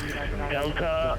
We'll check his departure and see how he does. Delta 1999 Heavy with you. We have Foxtrot. We're at 39 at this time. That KLM 615 Alright, is let's see how he does here. Me, so he's supposed to be in back of me. With you as flightable 390. Stop complaining, dude. It's all good, man. It's not that serious. 99 Rogers, walk 15. Let's see how he makes it with the crosswind takeoff here. Because 1565. unless he's not running a real world weather, but he's got a 30 knot crosswind. There it is. You could tell right away. You see how the wing dipped? Yep. He's not going to make it. He's got a 30 knot. He disconnected. He had a 30 knot crosswind. There was no way he was going to take off in that. And he had a 1722 holding short runway 1 right. 1722 running on right, clear for takeoff. Actually, just gone to the 28s if you want to cross. 1722 cross runway 1 right, correct. Cross runway 1 right via Gulf and Foxtrot to 28 left. I knew he wasn't going to make it. Kirill, nope. Cross runway 1 right as well. Not a pilot in real life, my friend. I'm a sim pilot, man.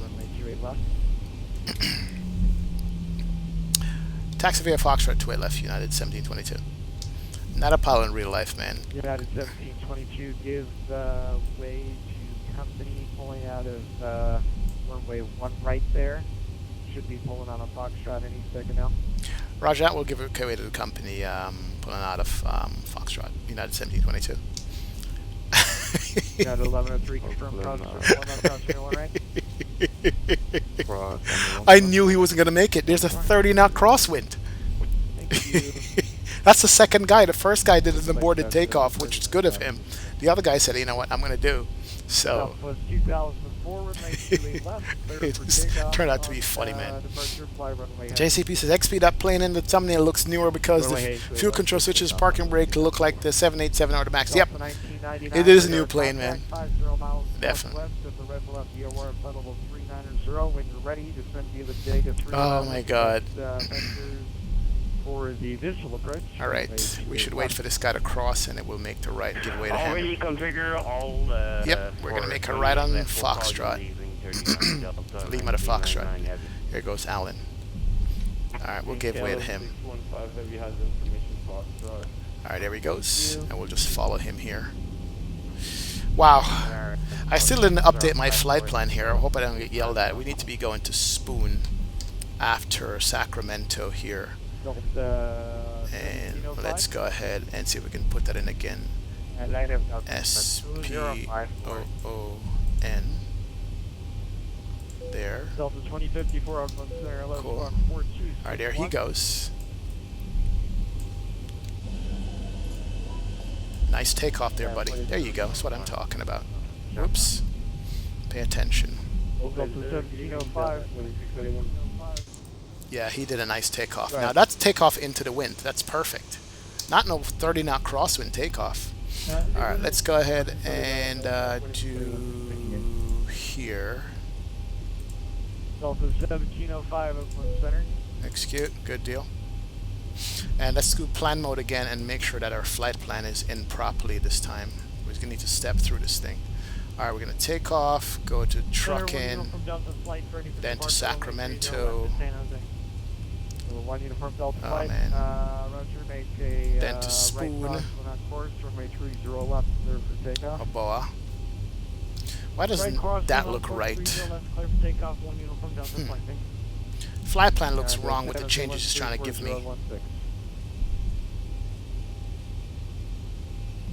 Alright. We're going to remove Oboa then. That's what it is. It's clear. Runway Delete. 28 left for United Oboa. 1103. Execute. 2004. Alright, there we go. Cool. 400, turn right, heading 050. Without delay, climb and maintain flight level 190.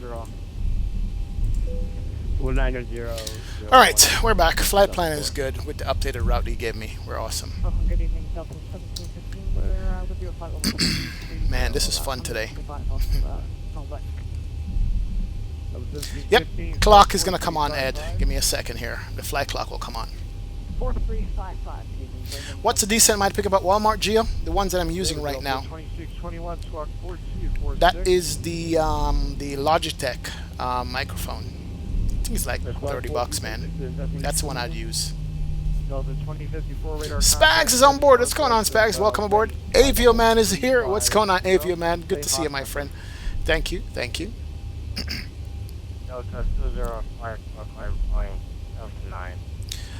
Alright. There goes Alan. So let's start the clock here for the flight time. Thank you, Ed. Appreciate that. Now we can bring on all the lights for takeoff. Runway turn off. All the lights can come on. Continuous is on. We can also go to position and strobe lights also. And talk to the flight attendants here. And we're going to hold short. Delta 2621 radar contact. And there goes Alan. Ready VOR flight level 380. There he is. Perfect.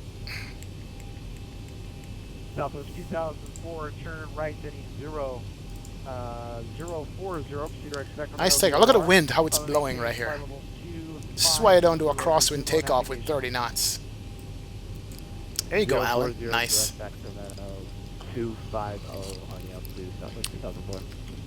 The gear is up. Perfect. 28 left, line up and wait, United 1722. Alright, we're lining up and wait now. We're good to go. Alright, we can now turn on the auto throttle. We armed that. We have the LNAV and VNAV arm. You can see the auto throttle arm here already is in the green. So it's ready to go. And we're just going to hold short. Terrain radar is already on. Clock is on. And we're just going to sit here and wait. So that's basically all you got to do to get the airplane ready to go up front and to fly. Now we're going to be in a different phase of flying this airplane. Now I like to hand fly to as high as possible until it gets very complicated and I have a lot of things going on. Then I'll turn on the autopilot. But usually I like to fly up to 10,000 feet so that, you know, just practice my hand flying skills, which comes in handy a lot of times, even in the sim, when you get a visual approach. So, there's Alan right there. He's making the right turn out to trucking. There you go, Alan. Nice, man. Oh yeah, he's turning out and going there. There's downtown San Francisco right there. Awesome. Yeah, so alright, Alan is on the departure. He just took off, he's coming around. Malik Mina, what's going on? Malik, welcome, sir. Welcome, good to see you, man. Thanks for stopping by the stream, appreciate it. Thank you, Tiago. Appreciate it. To left clear for takeoff, United 1722. Alright, so now spool up to 40%. Make sure the engines are running. Get it up to 90%, then I press the N1 button. That way the auto throttle can take over. I'm already feeling the wind gusts. I'm using aileron and I'm using rudder pedals just to hold this thing into the wind here. Oh yeah, this crosswind is no joke. I'm putting a little aileron, left aileron into the wind so I can maintain center line easier with the rudder pedals. We're at V1 and we're going to gently bring the nose up. And gears can come up. Wow. Here goes the gears. Just going to follow the flight directors here. Coming up out of San Francisco. And remember the SID say above 520 feet we're going to start the right turn. Let me just do one little outside shot for you guys. Look at the wind blowing me across, man. Nice. Alright, flight director says I need to start my right turn, get the nose up a tad. There it is. So I'm going to start the right turn. We're above 520 feet. We're hand flying, following the flight director. I just don't throw on the autopilot and let it go. Also, I'm watching my flap retraction speed. I need to be at flap 1 right now. That's coming up. That's good. And then we're going to go flap up in this turn. And we're just going to watch it here. Oh, beautiful weather out of San Francisco today, by the way. Look at downtown. Damn, that's nice. Wow. Now we're just doing the turn. There it is. Airport is right there. We just took off from there. And we're hand flying it. We're following the flight director. Speed is good, right? We're on the course. That's fine. We're coming back over the bay here. The speed is good. We can extend the range on you a little bit. Make sure we keep the turn. Wow, this is so beautiful. This is crazy.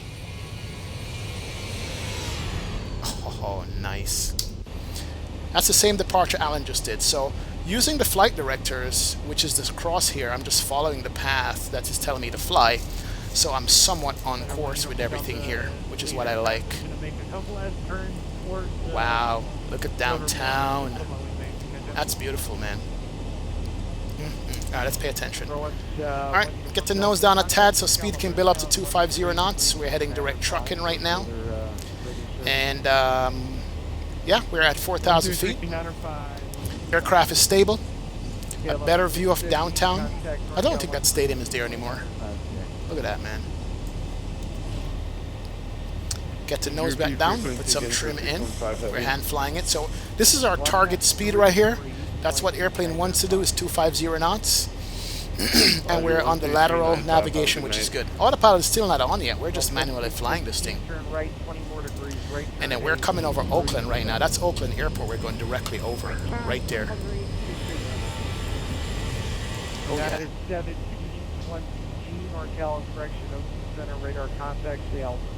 Now to 1722, 6,400. We turn on the autopilot here. Flight level 270, United 1722. Alright, we're going up to 270 on this. There we go. Alright, so autopilot is on. We turned it on at 7,000 feet because I know he was going to give me directions and I wanted to have my hands free. But airplane is now in autopilot mode. It's flying itself. We have the altitude set.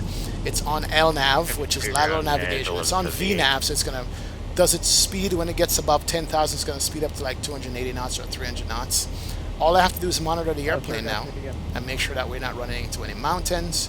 We can actually see Alan right here on the TCAS, which is good. And a couple of things to clean up. While that's done, gear can be restowed. Auto brakes can go off. We turn off the lights after 10,000, but we can turn off the turn-off lights, and the taxi lights can come on, and we go back to auto flight on that, right? And then once we get above 10, which we're coming up to, we just turn on these lights right here. Turn off all the lights outside. One main thing you want to check again is pressurization. Flight level 270 is set. The bleed is on. The packs are on. And you can verify that the cabin is climbing if you look at this right here, which is the PSI as how much the cabin is climbing. The pressure, like what, 500 feet a minute or 5,000 PSI. It's climbing. Sorry, not 5,000 PSI. That would kill your ears. 500 PSI. And cabin altitude is the middle one, and the differential pressure is the outside one. So you just watch that and make sure it's doing what it's supposed to do.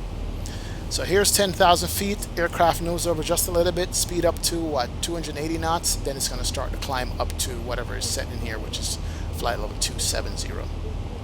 So yeah, we're good. We are on course. Aircraft is flying. And we are good to go. We're off the ground. It's beautiful out there. Oh, look at that, man. Look at that, look at that. That's so sweet down there. I love this. It is windy, Alan, definitely. First off, has a question for you.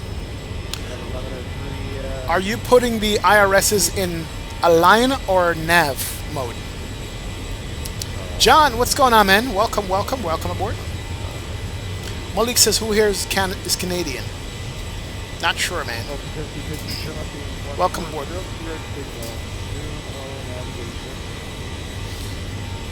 Alright, so let me show you guys this. First off, Sahaza, your IRSs have to be on... It's got to be on nav, not align. That's probably why you're getting it. It's got to be on nav position here, not align. It's got to be on nav. So watch that. United Economy, a variety of snack boxes and refreshments are available to purchase, as well as freshly prepared. Got a strong tailwind, Ed? Yep, we did, man. Aaron Posen, what's up, man? Welcome aboard. Alex, A320 tutorial is going to be on Wednesday, man. We're going to do it on Wednesday. Yes, first officer has it. It's got to be on nav, not a line. That's the problem. Freeze McCabe, what's going on, sir? Welcome aboard, Freeze. Good to see you, man. Thank you for joining the stream. Appreciate you hanging out with us. Would I do a shared cockpit with Captain Canada? Yeah, sure, absolutely. Alright. So that's our final cruise, which is 270, so we're good there. And we're climbing out. All you gotta do is just monitor the airplane now, basically. That's all you gotta do. Monitor the airplane, and we're good to go. So airplane is cleaned up. A couple things you check. Flaps are up. RTO is off. Auto flight. All the lights are off. And then the altimeter we change to 299.2 once we get to 18,000 feet, which is the transition altitude in the United States. And it will tell you that you need to change it. There's also a checklist down here. You can do an after takeoff checklist. There it is. Needs to go to standard mode now. And all you got to do is press the switch to standard. We are in standard altimeter mode. After takeoff checklist basically says air condition is set. We did check that already, that everything over here is set the way it's supposed to. Pressurization and all that stuff. And then engine starters are in the auto position. Landing gear is up and off. Auto brake is off. Flaps up, no lights. Altimeter set. There you go. Now the cabin, I need to make sure the cabin temperature is fine. Yeah, it is fine. Put it back to auto. Good deal. So yeah, that's it, ladies and gents. We are good, man. Yeah, the 1103, resume normal speed. Thanks for the compliance. Nice. Resume to normal speed. Good deal. Alberta said that would be a nice shared cockpit. Oh yeah, it would be, man. What's going on, Toxie? Welcome aboard. What is the best simulation? In what way? What do you mean? What do you mean by best simulation? W Brew, welcome, man. Says XP. Where or how do you get all the static planes on the ground in San Francisco? It's part of the scenery. That's where I got them from. You can either have them or don't have them. Also, in the settings for X-Plane, you got to check Draw Parked Aircraft. You got to go here and click on Draw Parked Aircraft, and it will pop up in most scenery for you automatically. So that's what you mean.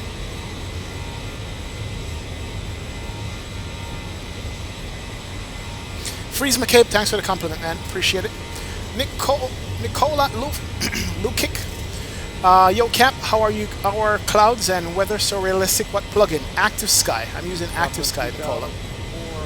That's what I'm using, man. 15,000. Ed says XP, tailwind of 70 knots at 330. Oh wow. Anything on when the Max will come out for the X-Plane 11? Maybe when the real one comes out in the real world. I don't know. Could be. Maybe when the real one comes out, man. 3003. Alright, so aircraft is cleaned up. You got your little green banana line, shows you where your top of climb is going to reach. A little bit past where we want it to be. We got two aircrafts here. Alan is here and somebody else. Yes, the top of climb's coming up, indicated as TC, top of climb.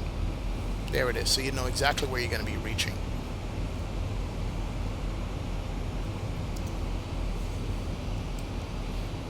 Yeah, and that's it.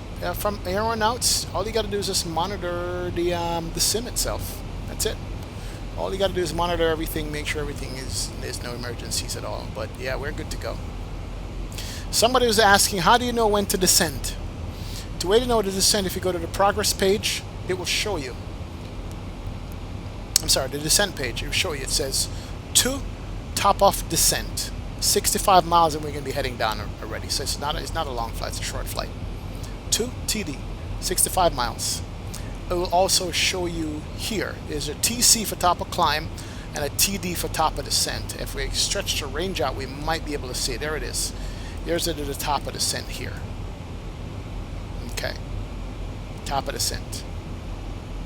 So that's when we're coming up on it real fast. Ed, what's the weather like in Arena, my friend? Please. Good first attempt at pronouncing my last name, Cap. It's pronounced Lukic. Lukic? Alright. Nicola Lukic. Welcome aboard, Nicola. Good to see you, sir. Freeze McCabe says, ever talk to Captain Cannon in real life? I've only seen him at Flight Sim Expo. When we went, we spoke briefly. Not for a long time. Shook hands. Took a picture together. And then we're good to go, man. He was busy. Real busy. He had to stream for Jeff Aviano, and he had to do some meetings with some people, so that's the only time I spoke to him in real life. But I do watch his streams, though, all the time.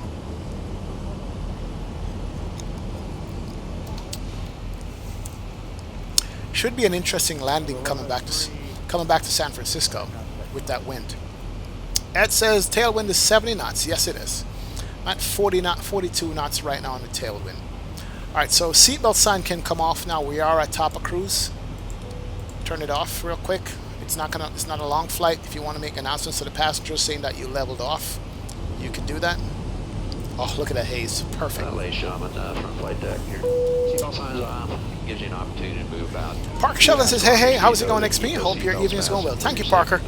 Appreciate it, man. Welcome aboard. Get closer, we'll update weather gate information.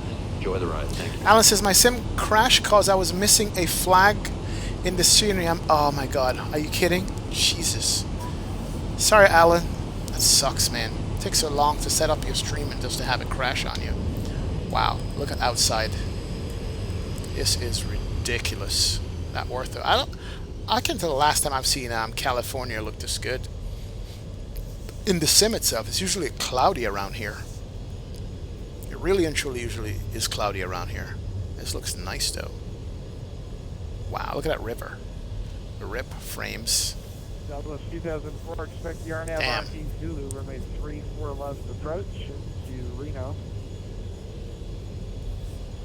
RNAV Zulu 34 left approach to Reno, Southwest 2004. Wow, this is pretty. Absolutely beautiful. 2004 Bob Scratch, runway 1550. Wow, look at that. Look at that, guys. What airport is that we're flying over now? And there's an airplane on the ground down there too. He's taxiing now. I can see him. So 2004 negative, United 1722, Bob Scratch.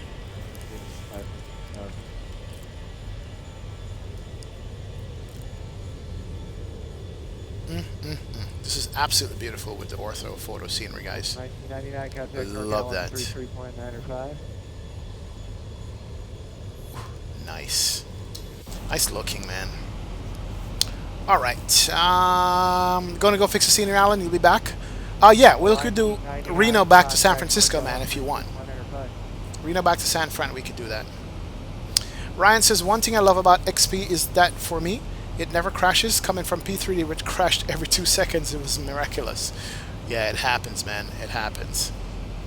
I hate that too. Let's go here. 24, 2054, correction, Delta 1750. Descend via the bodega. Gotta remember my call sign here, actually. Altimeter is 29906.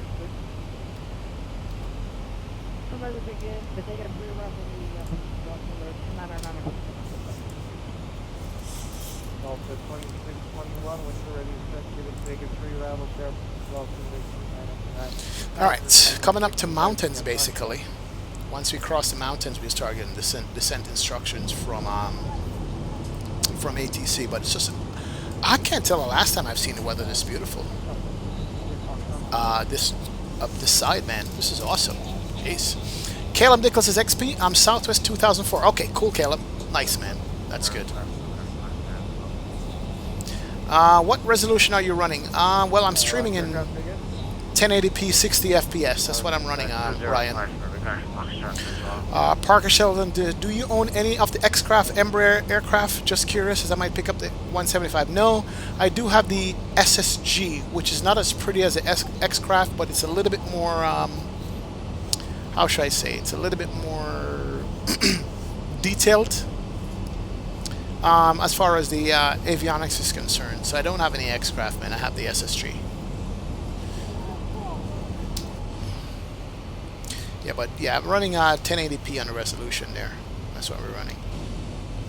We only do Mach 0.7 across the ground, really? Alright, what else did I want to show you guys? As far as setup for landing... United 1722, Oakland. Go ahead, United 1722. United 1722 to 7maintain 1550,000, expect the RNAV RNT Zulu, 34 left approach. 17,000, expect the RNAV Zulu. 17 left approach, United 1722.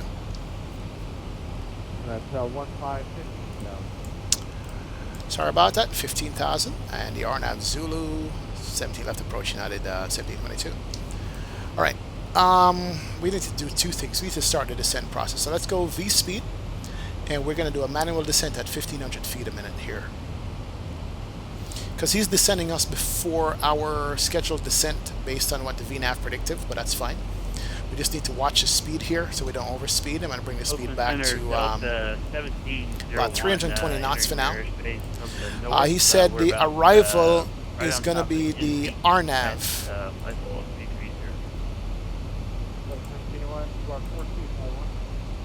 What was the weather in Reno? 4251. I think it was the RNAV 3-4 left approach, he said. Let's set a 3-4 left approach on it.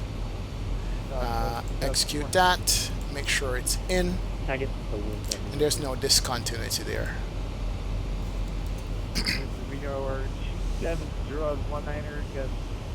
Wow, 27019 August 26. Wow. And Southwest United 1722. Just want to verify that was the RNAV Zulu runway 34 left.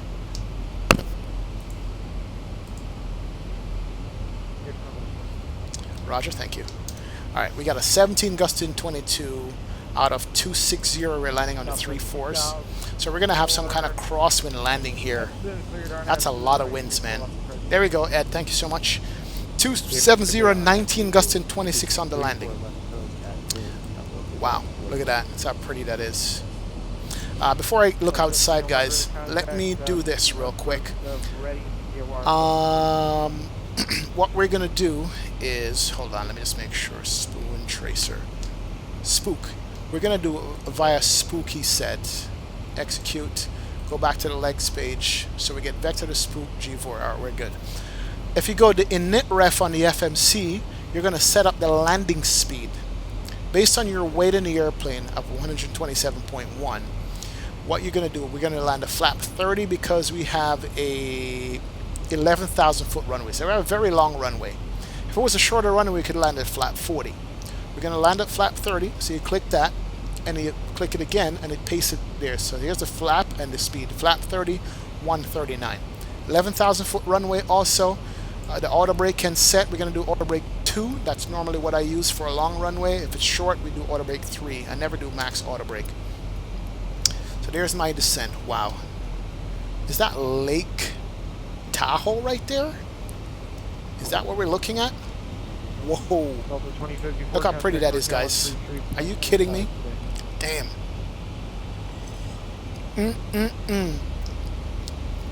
I can't tell the last time I've seen the scenery this beautiful. That is 1722 at Charter, cleared for correction at the spoon, cleared for the RNAV, Zulu runway 34 left approach. At spoon, clear for the RNAV Zulu 34 left approach, United 1722. Alright, I'm going to go direct spoon here. 52. Alright, so we do have a direct spoon, which is good.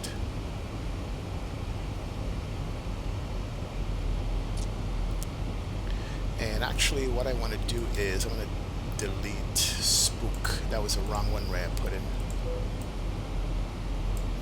And do you. And execute that. There we go. Perfect. So we're doing direct spoon right now. Awesome. And then we're going to clear for the RNAV. So we're going to go straight to spoon and into the RNAV. That's fine. And as a matter of fact, we can clear the vector here. Let's delete that also.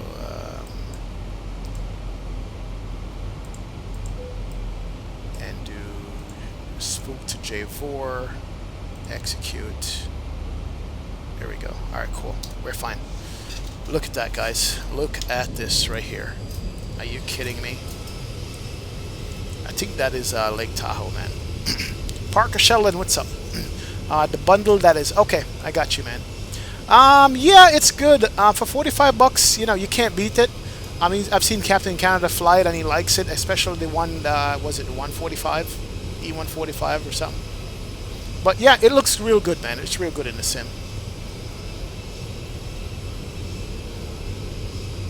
Am I using ortho? Yeah, I am using ortho, Ryan. That's why it's so pretty and jaw-dropping what you're looking at right now. This is ortho photo scenery. It's good to go. David David, I'm not even looking at your name. Welcome aboard, David. Mr. Radzinski, thank you, sir, for joining the stream. Appreciate it, man. Thank you so much for stopping by and checking out the stream, my friend. Appreciate it so much. Welcome aboard, man. Yeah, man. Jesus says, I'm going on a 737-800 Trinidad next week, then taking a LAAT flight. Nice. I'm going to order the Orbic Scotland and England soon when a new computer arrives. It looks amazing. Oh yeah, it is, man. Orbic stuff is absolutely beautiful and pretty. Alright, let me just give you one more outside spam here, then I'll check and make sure that my descent rate is perfect for what I need to do.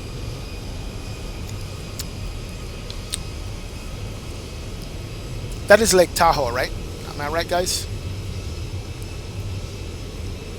Ortho tutorial. I think there's one that I can recommend to you. Mine's not good at all. I think Q8 Pilot did an ortho tutorial already. Oh, God, that's pretty. Screenshot. Look at that. Look at that. Wow. That's so beautiful. I need to get back in the airplane and fly it. Just wanted to show you guys the outside shot, man. You should do a 777 tutorial. Charlie, yeah, you know. The The two most popular planes are this. Altimeter was 3003. Let's set the altimeter. Oh, 2621 open. 3003 altimeter can set. There we go. All right, so now we're on the arrival. Left 250 vector sphere approach. Left heading 250 United 1722. All right, you know what? Guess what happened? I'm way too high. I wasn't even paying attention there. We came across the mountain, and I'm showing you guys outside. So he's going to vector me around. The airport is down here, and I'm just too high. Here's the airport right there. That's the airport. So he's going to vector me. That's fine. So we're going to turn back. We are in heading mode, right? That's good. Well, 2621 affirmative. Confirm you're descending left off of Bodega 36. And I'm going to actually reduce the speed here to 250 knots. My apologies, I missed that transition. I was descending aircraft go by anybody degree of Yeah, I missed a turn there, guys. Going too fast, too high. Looking outside, wasn't set up at all. So he's turning me around, vectoring me back to get to landing again. Wow. I do apologize for that. It was so pretty outside that I missed. The airport is down here. I was way too high and too fast for it. But it's going to spin me back around. I hope my altitude is fine. Looks like it's good.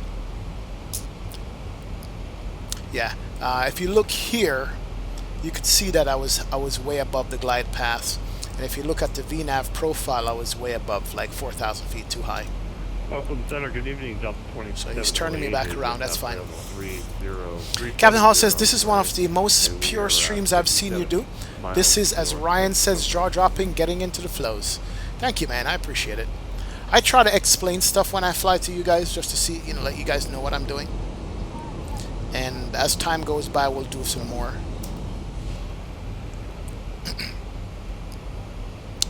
Yep, way too high for that approach.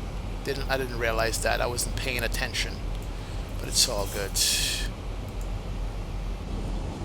Ladies and gentlemen, as you can see, we are descending. Seatbelt sign is on. If you happen to be up and about, yep. please. Todd says that's Tahoe. Thank you, Todd. Appreciate it. What a cool thumbnail. Haven't been in a 737 cockpit in 8 years, says Macro 4. Thank you, Mac. We appreciate you being with us today. Wish you a very safe and pleasant journey to your final destination. Hey, David. Thanks a lot, man. Appreciate that. I'm glad you got your name right, Mr. Redshinsky. All right, so. 270804 All right, so he's probably going to spin me back around this lake and come back around to the left, which is fine. All right. Should be spinning me now. Wow, we're kind of close to these mountains. Yeah, fairly close. We're all right. So Reno is down here.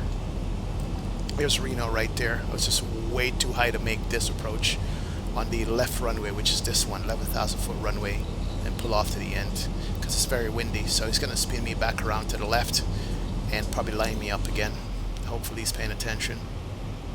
That was my fault, just not realizing how high I was.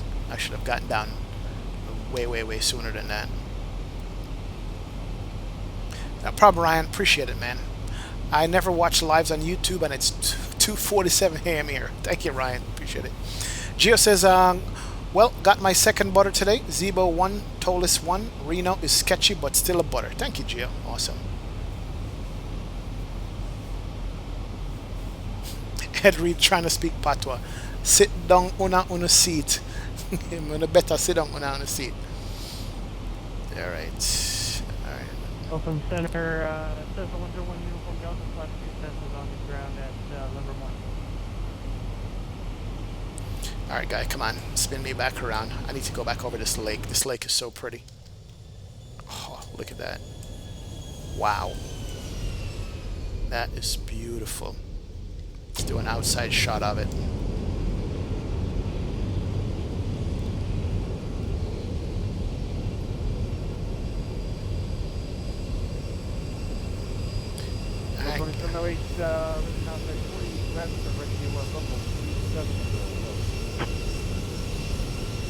United 22, my apologies there. Turn left to 100. Left 100, United 1722. And Southwest 2000 full, only 34 left. Alright, 100 is coming in the box right here. Come on. XP Realistic makes this stuff hard to turn sometimes. Yeah, 22 left, 0 Niners. Yeah, it's going to maintain 1111 down. 090, 11,000, United 1722. Alright, my bad. Let's go down 1,500 feet a minute. It's usually what I use. V speeds, 1,500 feet a minute. Speed is already under control. So we are descending and turning over the lake here, which is good. The Vega 3 arrival, and oh, look at that. We do have the quiet bridge zone. So we're coming all the way back around and go this way to land. And we are descending. Speed is 250. We can maintain that. That's good. 150 landing. Alright, alright. I think we're okay. Delta 2054 after brick. The altitude here in Reno, which I've neglected to bring up the Reno charts, which I should have already. I've just been distracted by the view outside, that I haven't been doing my job, and this is supposed to be a tutorial for you guys. Oh my god. Alright, bring up the airport. Here's the airport info. There's Reno. We're landing on the 34 left, 11,000 foot runway.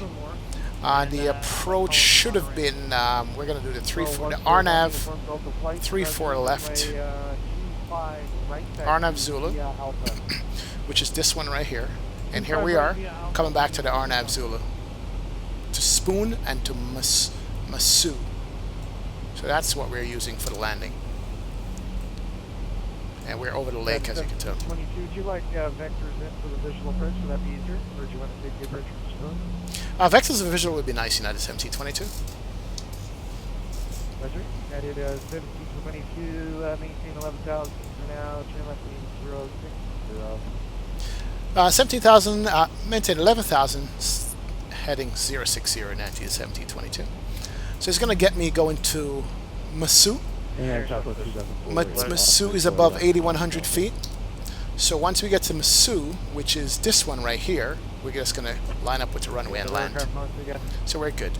I'm going to bring the speed back to 2004 is off 34 left. 210, so that we can slow down and make the corners. 2004, And as you could tell right now, we're a little bit above the profile here and the localizer, but we're coming down. The diamond is coming up, so we're going to be up below the the glide slope is what we want to be at.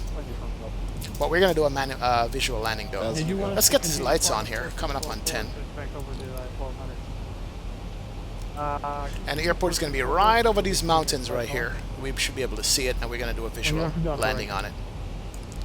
Delta 2621 is going to maintain 4,000. And we can go flap 5 right now. That will help us to slow down in the descent.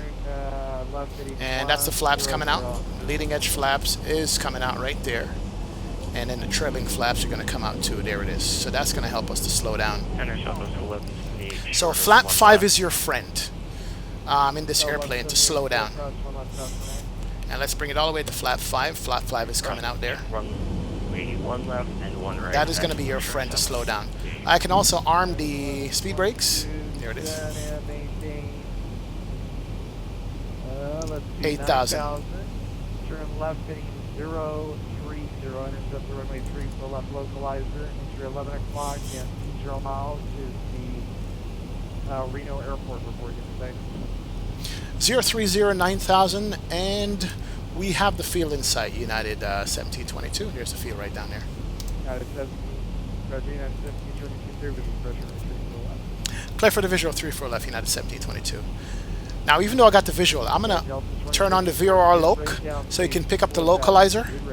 And I'm going to also arm the approach too once we get the localizer. That way the airplane can help me to make sure we're on the right course. You understand? Speed is already back.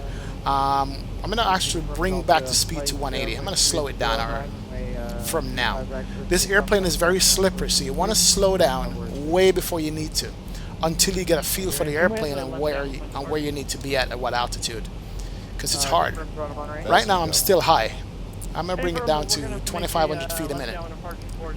I'm below the localizer, and I'm going to catch it back up right there. There it is. And because I have the flaps out, it did not speed up on me. There it is right here. So pick up 9,000, we're fine.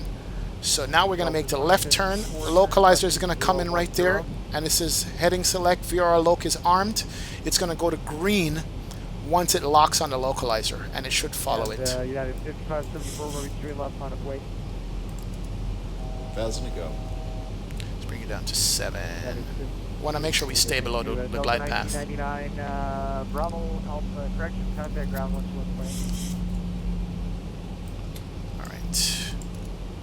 Alright, there's an airplane on the localizer. It's turning. That's good. And then what I want to do is... Alright, so actually now we can go visual. We know where the airport is. It's out there. There it is. And we're pretty much on the glide path. It's captured the localizer. 3-4 left, clear line, United 1722. Alright, so we're active on the glide path and the localizer, even though it's an RNAV approach we're doing. It's not an ILS, it's an RNAV, but we're still active on it. It captured both, and it says single channel. So dual channel would be an auto land. It says single channel because there's only one autopilot on. So we're good. We're captured. Airport is out there. Airplane is good. Speed's fine. We know that our landing speed, if you go to the init ref, is 139. I always put a 5 knot extra on it. So at least 144. Make it 145 because of the wind speed. So 145 is going to be our landing speed. And we are at 180 right now.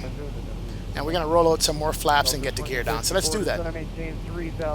We're still far out, enough out. 5 mile ring is here. We're about 10 miles out for the runway right there. So 10 out is not bad at 180. We're doing good as far as altitude is concerned and speed and how far out we are. So let's do this. Let's make the announcement and let's get this thing landed. Macha 04, what's going on, man? Same, welcome, see you. Alright, so stereo cockpit, guys. Let's turn on. The gear can come down. Landing lights can come on. Runway turn offs, taxi lights go continuous to keep the engine running just in case there's a shutdown.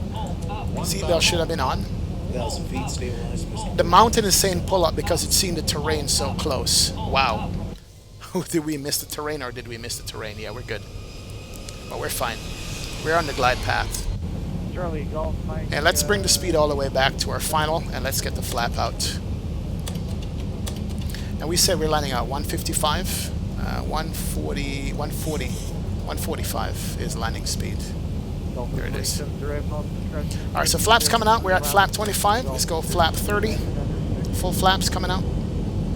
And plenty of time for the airplane to speed up and have the final configuration. There it is. And there's our runway straight ahead. Now we have a 19 knot wind from the tail right now. I'm not sure why that is. I want to set my heading select runway heading just to make sure if we have to go around and we have to go heading select with autopilot, we're good. And let's take the airplane, my airplane. Gear down, 3 green, flap set, trim set, speed brakes armed. My airplane. Auto throttle can come on. And I got this. Alright, we're good to go. So our airplane, we're a little bit low there, I think. But we have this. So speed's good. So I'm watching the speed and I'm watching the poppy lights and also the descent profile. We have 2 whites, 2 reds. Even though the profile in the primary flight display is saying that we're a little bit high, I don't think so. So I'm actually fully visual outside right now, looking at the runway and looking at the 2 whites, 2 reds. I want to maintain that. This is saying that I'm a little bit too high. This is saying that I'm good. I don't know which one to trust, but oh man, this wind is blowing me off. A 20 knot crosswind right here. I'm gonna keep my speed up a little bit longer. So let's get back to the center line. 500. There it is. So I have a crab angle going in because there's a 20 knot crosswind. Oh crap, it's not good. So that's gonna consistently blow us over to the right. Now we're high. 300. But it's 11,000 foot runway, and we can float it out. We can afford to float it just a little bit. Alright, speed's good. Got a 20 knot cross. Wow. Crab is real on this. 50, 40, 30, 20, 10.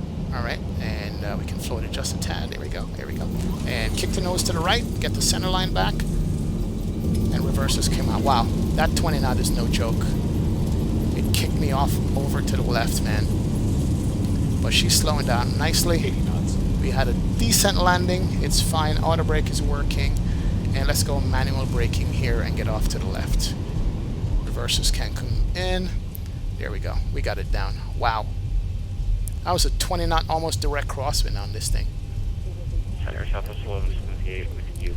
Oof, we got it. A 40-minute flight. Stop the clock here. That's a flight time clock. 42 minutes on it. And get off here. And immediately let's just go ahead and start APU. We're going to need that for ground power. So APU fuel pressure's on. It should be kicking up there.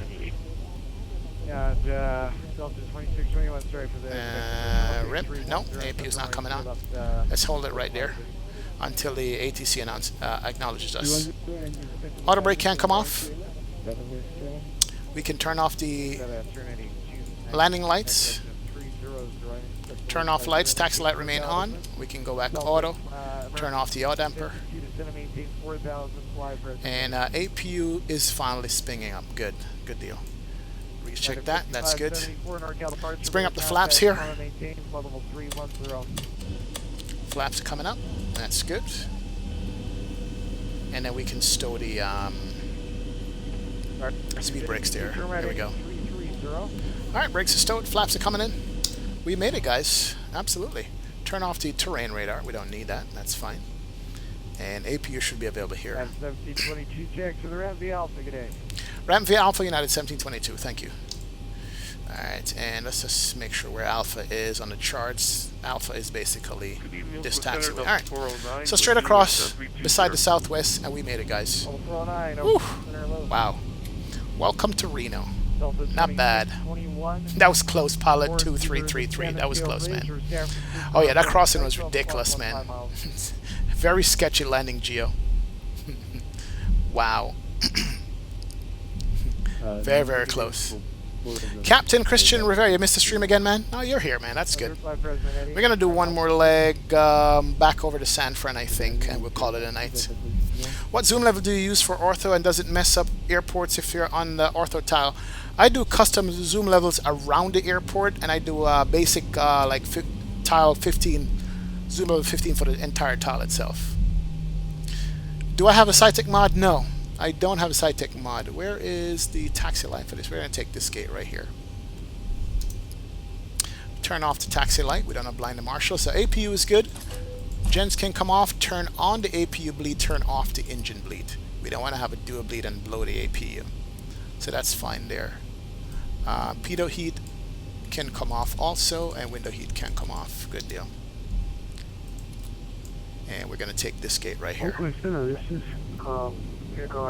I should go to San Diego. Too long. We gotta go to San Fran, man. Aircraft calling to again. 0576. Air gone. Wow. And it picked up the 737. Perfect. Let's do it this way. All right. So we're on the center line. Auto gate is good.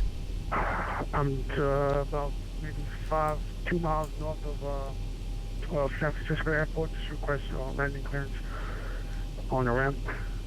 Come on, bring it in. There we go. Stop. All right. So now we can park brake can come on. APU is already running. APU gen is already on. So now we can kill the engines. So we don't care about losing the power from the engines anymore. Engine 1, engine 2. Here comes the gate. We can turn off a couple of lights here. This should have been off already, which is a strobe. Anti-collision is off and seatbelt is off. We're good. Alright, so all the lights are off. Taxi lights, anti-collision, wing lights, all that is off. We're good to go. Alright, seatbelt is off. Welcome, welcome, welcome, guys, to Reno. That was a sketchy landing with that wind, but it's all good. Now let's disconnect from X-Squad Box real quick and do some replays, man. Wow. That was something else. Not bad indeed. And Perfect. Let's take it from here. Look at that hill right there, man. Wow. This was nuts coming in here. Fuel pumps off for refueling. That is true, Charlie. Definitely. Fuel pumps go off for refueling. Abdallah, what's going on, sir? Hey, Cap. That 20 knot wasn't a joke landing. Was okay, though. Great landing nonetheless. Thank you, Abdallah. Appreciate it, man. Thank you so much. Yeah, it was ridiculous, that landing. Definitely. Wow. I had to keep it good, man.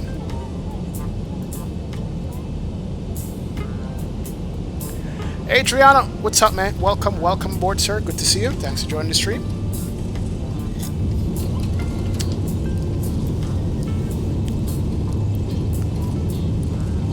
Let's sketch it from this angle here. Multiple angles that we're gonna have to do, man.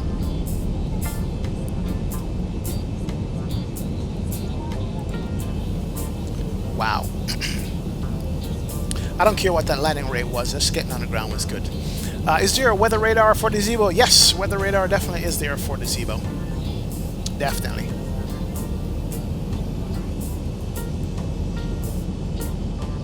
Flat 5 is alive, says Spags. There you go, Spags, of course, man. It is. Flat 5 keeps you alive, man. Slows you down. Absolutely does.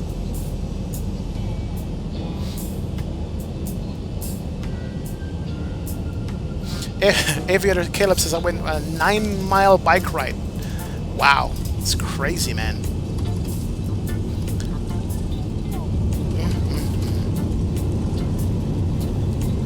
Yeah, well, maybe next time I'll get a butter on this. Thank you, Alberto. Appreciate that, sir. Thank you, thank you, thank you. Wow. All right, a couple more replays here from some other directions.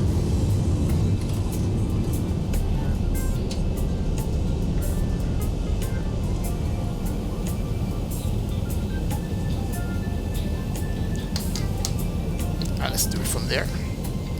I need to increase the ortho level outside the airport. This is bad ortho right here. Doesn't look right.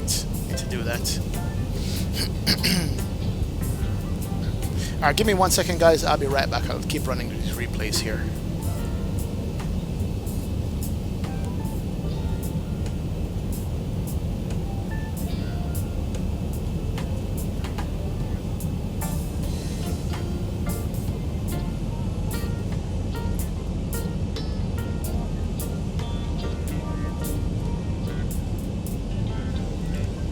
Alright, there we go. Perfect.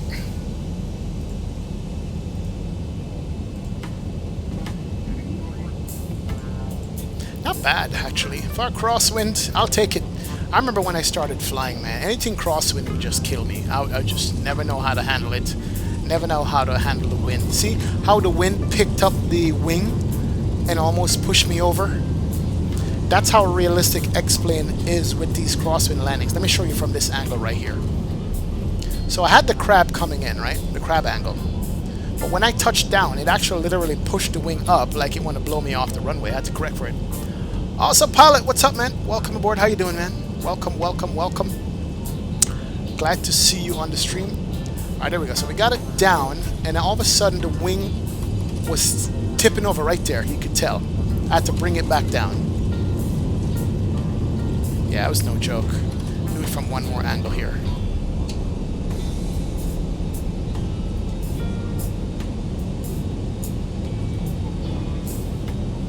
Let's do it from that angle. Let's look at that. Alright, one more second here, guys. Give me a sec.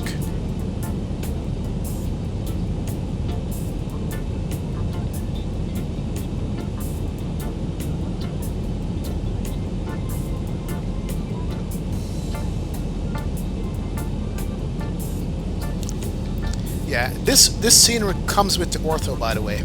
It's a good scenery. It comes with ortho around the airport. Not really far out, but it comes in ortho around the airport. It's really cool. Correction, correction. Got it down, and then the wind picked the wing up a little bit. Wow. Alright, let's do one from the tower. See how it looked from this angle right here.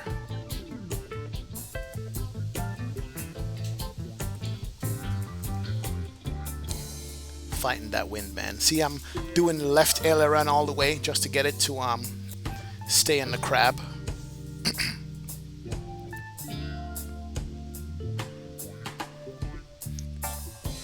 Get her down, get her down. Outside view with your left tire lift off the ground when you touch down. Oh yeah.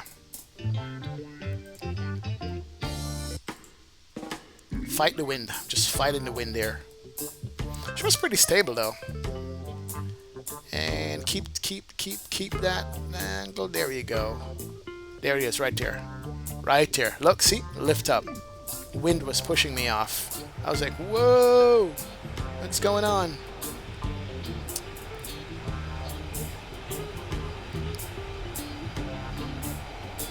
Alright, one more from the end of the runway here.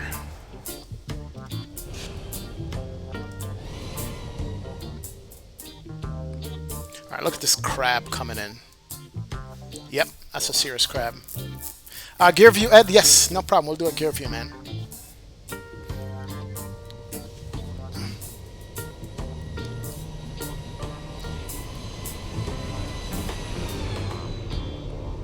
Yeah, that's some serious crab right there. Look at that. Wow.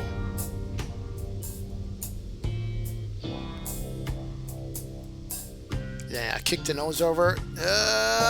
Almost strike a wing. Oh, wow. Yeah.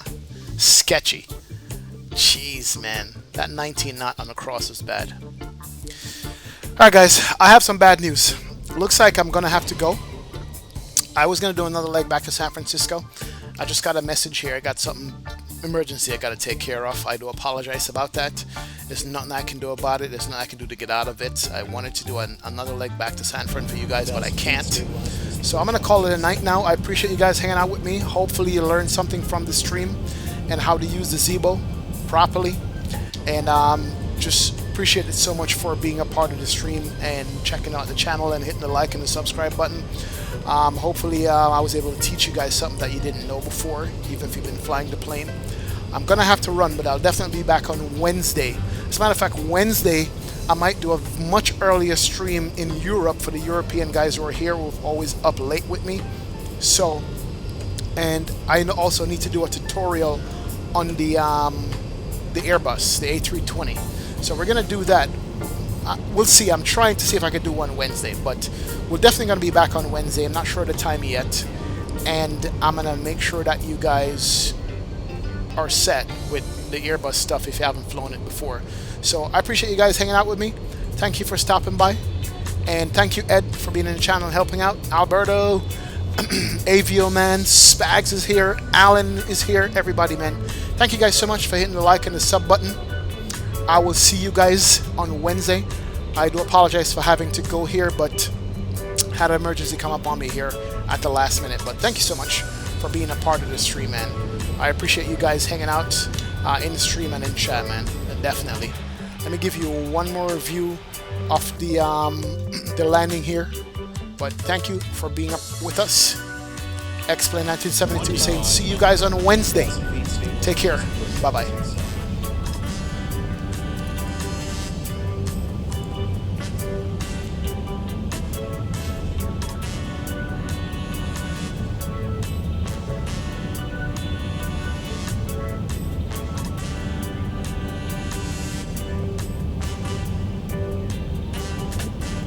Feet stable.